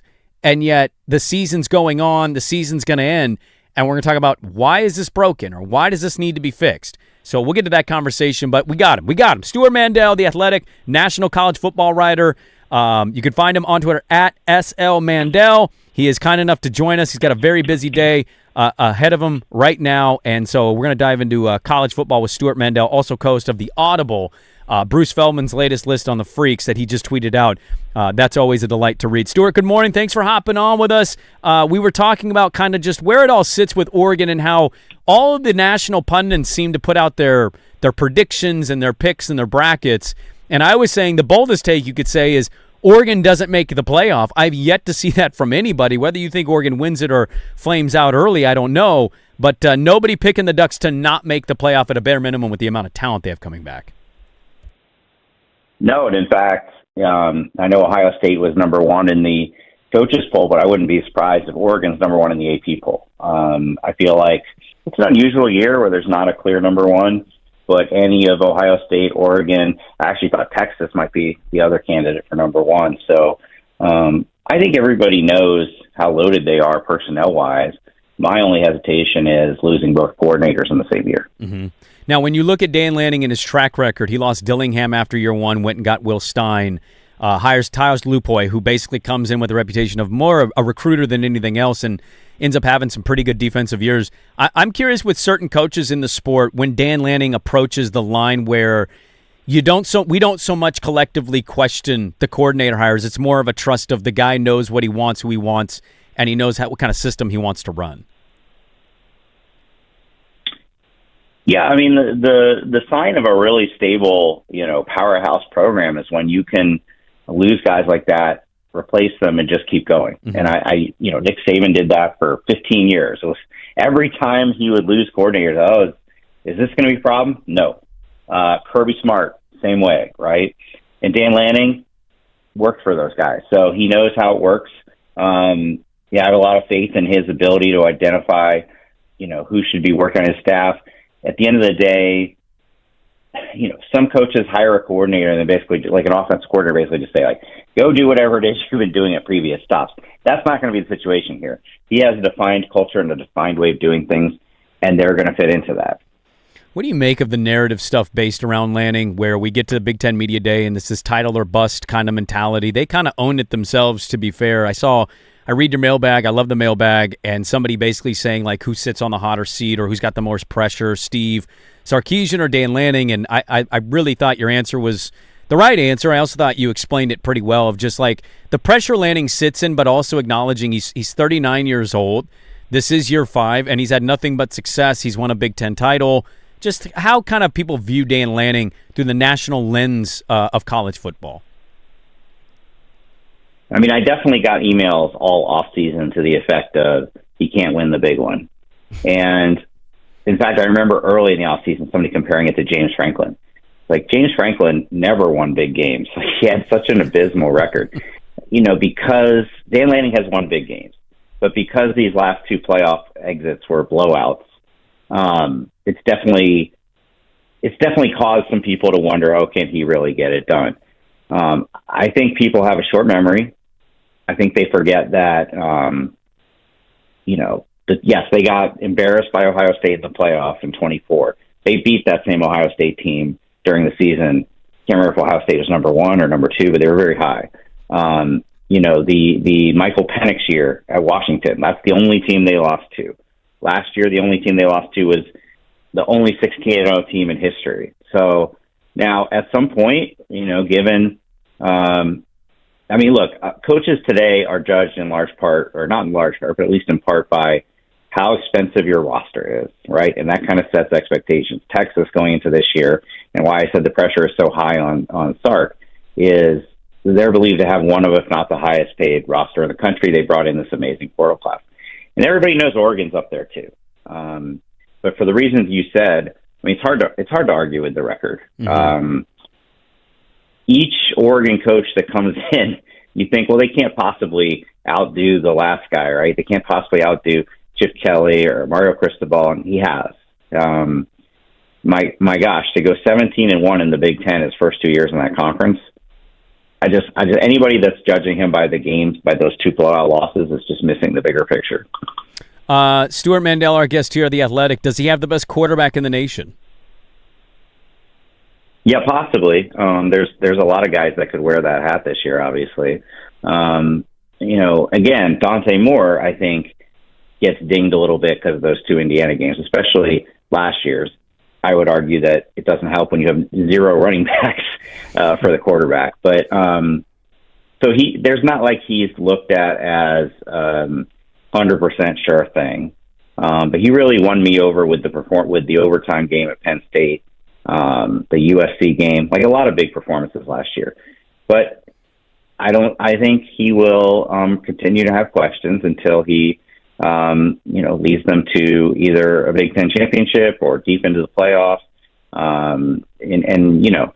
Trinidad Chambliss is really good too. Arch Manning, I'm not as high on as some people, but I can concede that he's very talented.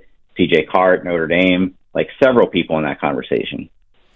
Yeah, Stuart, if we were to sit in the same, circle of Indiana, Ohio State, Oregon are your top 3 in the Big Ten in whatever order you want to put them in, if we agree on that, the fourth one that's getting pretty trendy for people is USC, right? They return their quarterback. People think Lincoln Riley's recruiting and the way he's paid attention to the defense the last 2 seasons is a little more serious than when he got there. And so maybe USC jumps into the conversation of the playoff. I continue to feel weird about saying we are underrating Kyle Whittingham a little bit. He's going to Michigan. I know Underwood didn't show us the greatest amount of skill set there, but given the circumstance of the previous coach and everything that was going on behind the scenes, what you make of Michigan going in year 1 with a coach with the resume and track record of Kyle Whittingham? Well, you hit, first of all, he's a fantastic coach, and I think absolutely the right kind of hire after what happened with Sherrod Moore. But you hit on the issue. Bryce Underwood, for all the hype, was pretty underwhelming last year. There was he's a true freshman, so you give him a little bit of slack. Obviously, Dante Moore was not very good as a true freshman. But then he comes out in the spring game, and it's the same exact thing. So right now there's some questions on whether he's really the guy. But, he and his OC did a great job last year with Devin Dampier at Utah. So there's a lot of thought he could do the same thing here. It's a big, big culture change at Michigan. It's been, if you consider Sherrod Moore to be an extension of Jim Harbaugh, like that tenure is over, and it's a whole new kind of way of doing things. And that means I don't really know how they're going to do in year 1. Yeah. I think it's the toughest thing to gauge because we know how good of a coach he is, but who's going to come back, who's going to improve, Underwood obviously being the biggest question mark of that. I know we don't have you for very long, so I just got kind of one more for you. Initially, and look, I think we should all be allowed to give thoughts in August and then maybe reconsider or see some evidence and reshape how we view the sport. Do you think Oregon at a minimum is a semifinal team this year? Yeah. I think if they come short of that, it's disappointing. Now, there's all kinds of randomness in the playoff that can contribute to that kind of thing. Miami being a great example last year from the other direction. But they definitely have the kind of team that can make that run. Okay. Sleeper team for you is who in college football? Who will jump up and get our attention, and we're not talking about them enough? Houston. Everybody's focused in the Big 12 on Texas Tech and BYU, and understandably so. Willie Fritz, one of the great coaches nobody talks about. They actually won 10 games last year. Nobody really noticed. Definitely think they're capable of winning the Big 12. Yeah, that's going to be interesting, man. Oregon State has to play Texas Tech and Houston. They almost beat Houston last year in Corvallis and then choked away the lead, much like most of their season last year. Stuart Mandel, The Athletic. Yeah, check him out at theathletic.com and doing great work on the pod with Feldman. Thanks so much, Stuart, for joining us. We always appreciate the time. All right, thanks for having me. All right, there we go. Stuart Mandel of The Athletic. Joining us a little late, but we finally got him. Yeah. Not sure what the issue was there. I don't know. Technology and stuff. And stuff. Yeah. And stuff. But we got him. We got him. There you go, Duck fans. 4 questions. I think I got 4 questions. That might have been 5. Was it 5? You had some bonus lightning round stuff there at the end. Oh, I mean, yeah, I was told he had to go. I know. Had to do a jam's worth in there. You know what I mean? I was, the duck's feet under the water, just paddling incessantly, trying to figure out how to get him on the phone. I couldn't tell if you were just having a conversation because I can't see where you're at with the phone. Yeah, I know. The phone's behind the way, and I got screens in front. And so, I was dialing. I was switching lines. I was trying to. Then I texted him. Yeah, he didn't sound like he was in a car, by the way. Maybe he was. No, maybe. He said I don't he know. was going to be driving. Maybe he's got, one of those soundproof, A disappointment if they don't get to the semifinals. I think that's a fair statement for all of Duck Nation. Including the coach. When you say title or bust or you lean into it, So not that he said it, but leaned into it. There's different scenarios that could cause that to come to fruition, and the disappointment would, change based on what it was. Obviously you can never. Injuries are always something that the wrong injury at the wrong time, and it kind of takes things out of your hands. But there's Stuart Mandel. We got a Freaks and Geeks, or a Freaks and what is it? The biggest, not Freaks and Geeks. It's a television show. It's the Feldman article, the biggest freak list. That's what it is. The freak list of 2026. There is a Duck on here again. I think he was on this last year. And a couple notes I want to jot down. And then also, we got an update in something in college football that is being discussed today and how we feel about that. We'll get to it next. Hour number 4 on The Fan.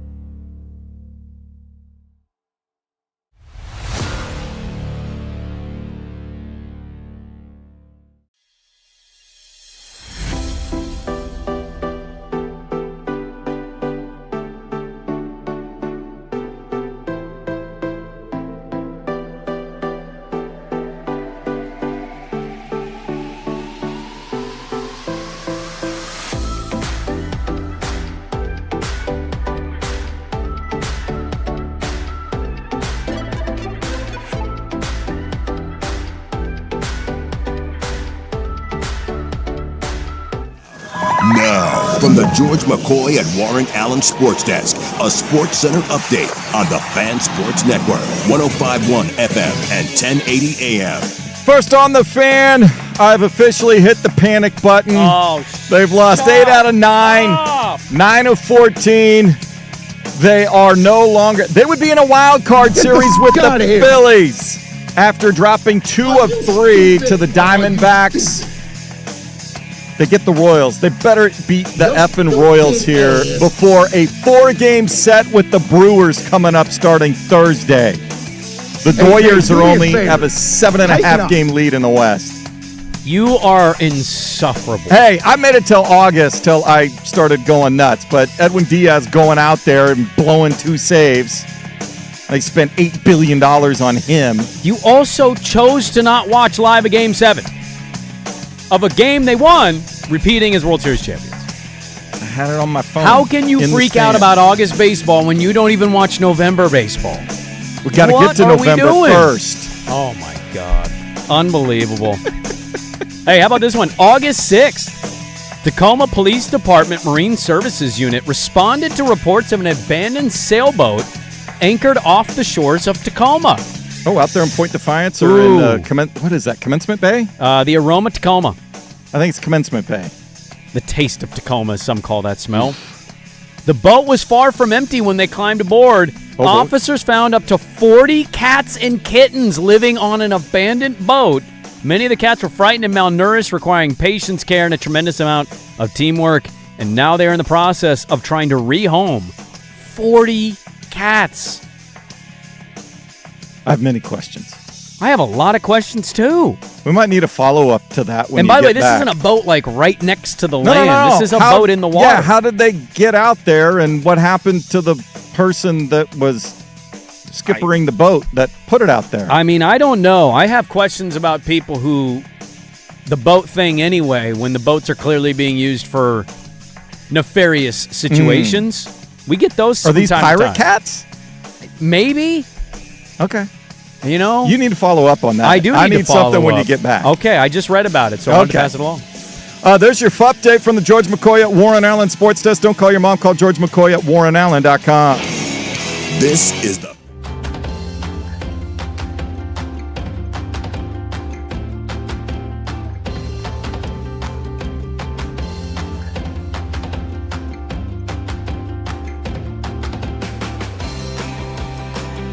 Yeah, welcome back in. 9:29, Portland Sports Leader. 40 cats and kittens on an abandoned ship in Commencement Bay. Yeah, like, is that two from, like, a questionable character who then made it? Was it 6? How long has the boat been out there? Was it like a few adult cats, and the adult cats then had litters while the boat has? How long the boat has been out there? The story I'm reading from the Tacoma News Tribune says there are clear signs a potential owner had been attempting to care for them. They've been clearly fed and watered, but they've been on the boat for some time. So where's the owner? I don't know. Okay. Did he just jump overboard? I don't know. But so when you need to take a time out from family and stuff on your vacation, or Disneyland is beat you down, you can just step aside and see if you can find. You should look at the photo of this. Like the inside where you would be driving this boat, it's just, there's cats everywhere. They're all over. It's like a Hoarders episode with Cat Lady, right? It really is. I mean, anytime you watch a Hoarders episode, I feel like there's cats involved. Yeah. Don't you? Yeah. I remember watching one with a real fat lady.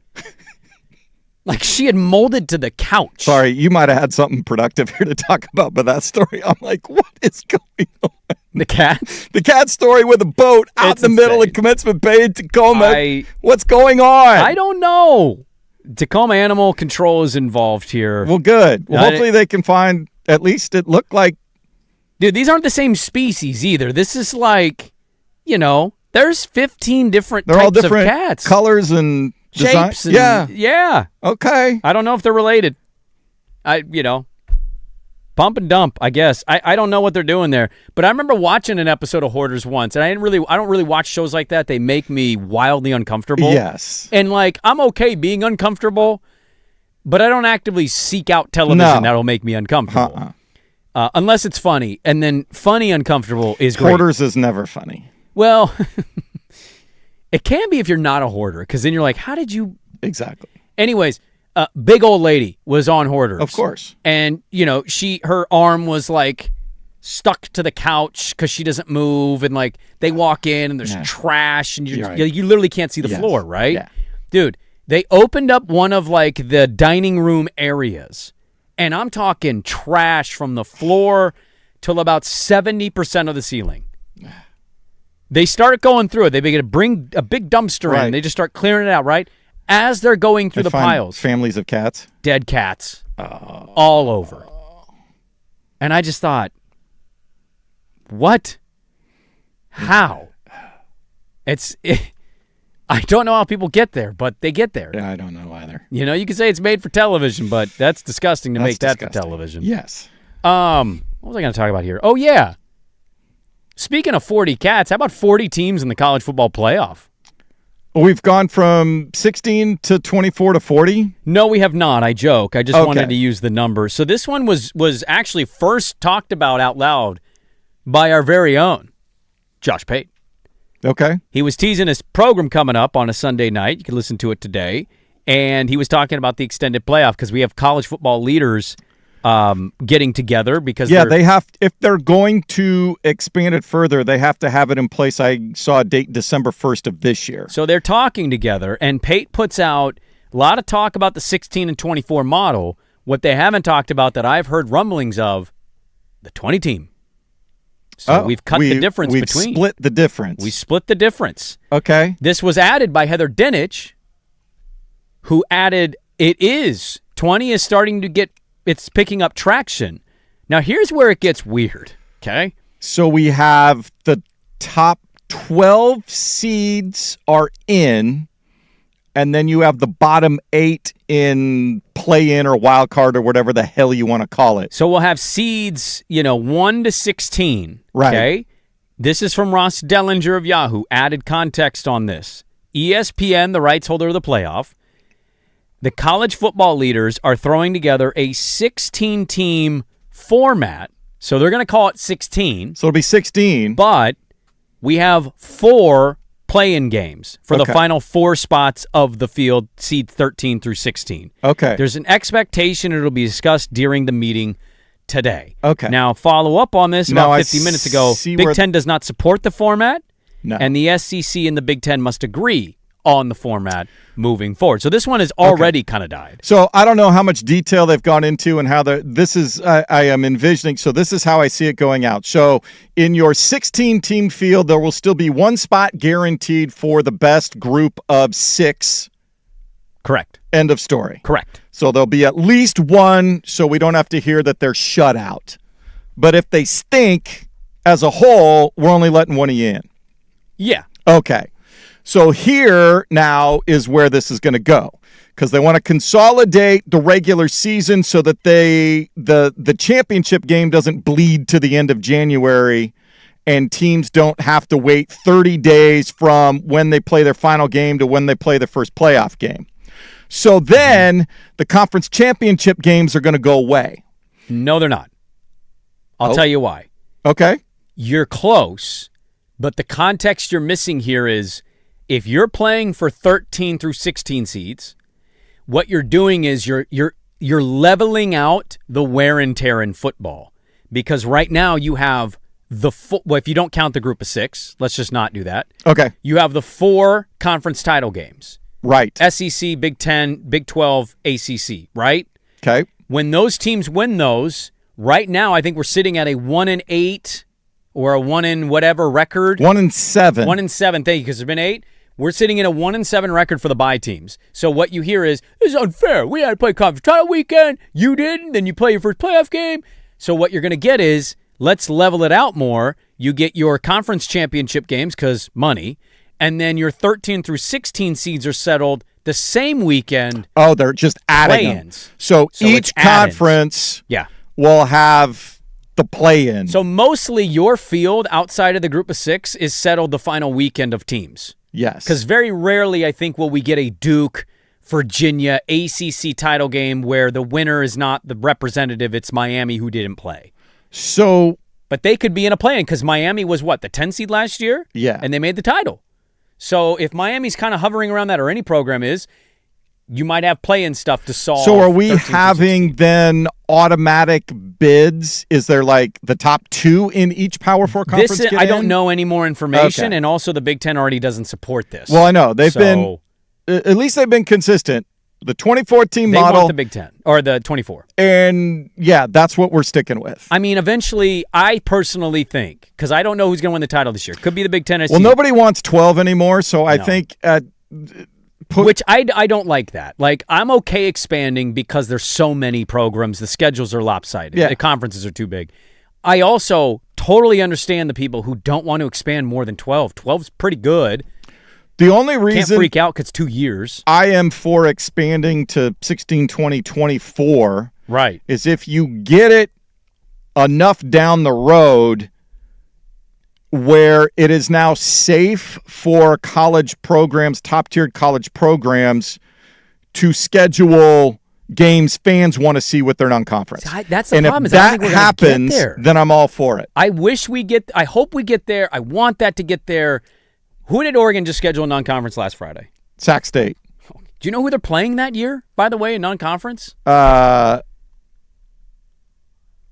anybody else. A whole lot of that. Yeah. Like Dirt, rightfully, by the way, giving Indiana a lot of flack because Signetti's like, Google me, I win. I'll beat anybody. But he won't schedule non-conference.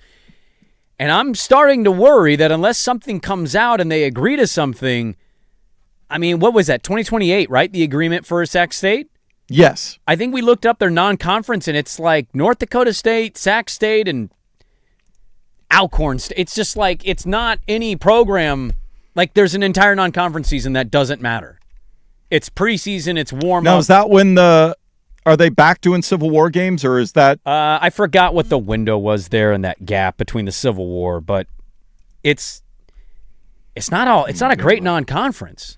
28. Yeah, Oregon State kicks back in. North Dakota State, Sac State, Oregon State. I mean, Oregon State, you can get some emotional pull at least locally, but at least that game's in Corvallis. Okay, but where are they at as a program? If they're still in, hey, be patient with us in Corvallis, that game's not going to be close.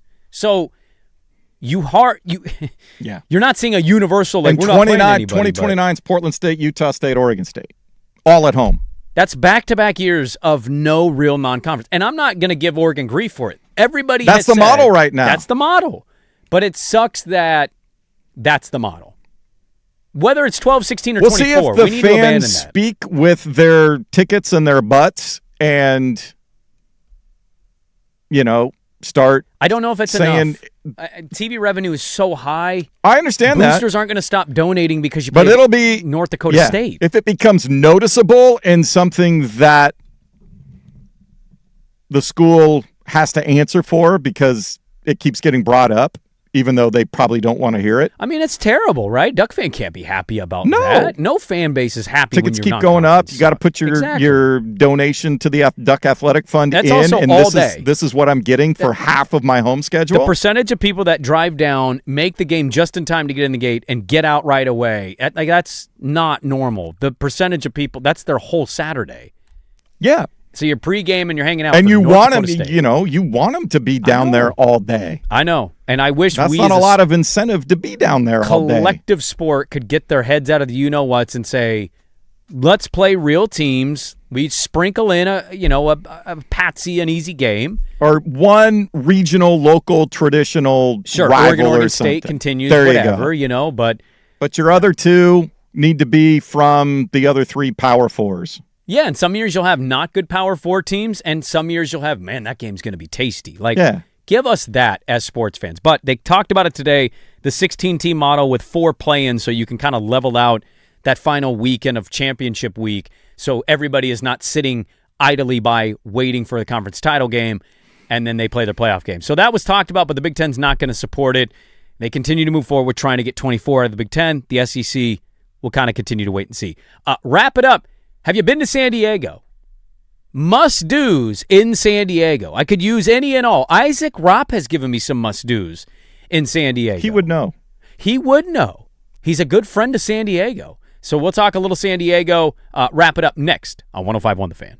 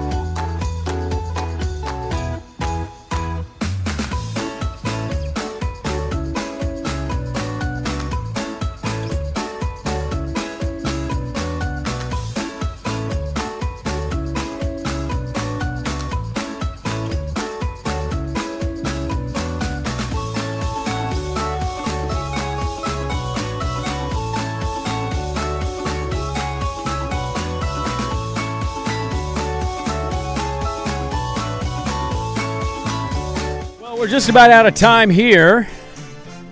Sprague here hanging out, me and Swag. No Dirt. He'll be back on Wednesday. The program will be back Wednesday. I'll be out for a week. Good for you. Thank you. I missed much time this year. In fact, I'd have to go back and count how many days I've missed since we did the FM launch last July. Because I don't know if it's been that much. I don't know. We haven't had a lot of trips on the books there. But looking forward to a week in San Diego. It's 2 days in Anaheim. So this is what I'm doing. So I fly in tomorrow to San Diego. God willing.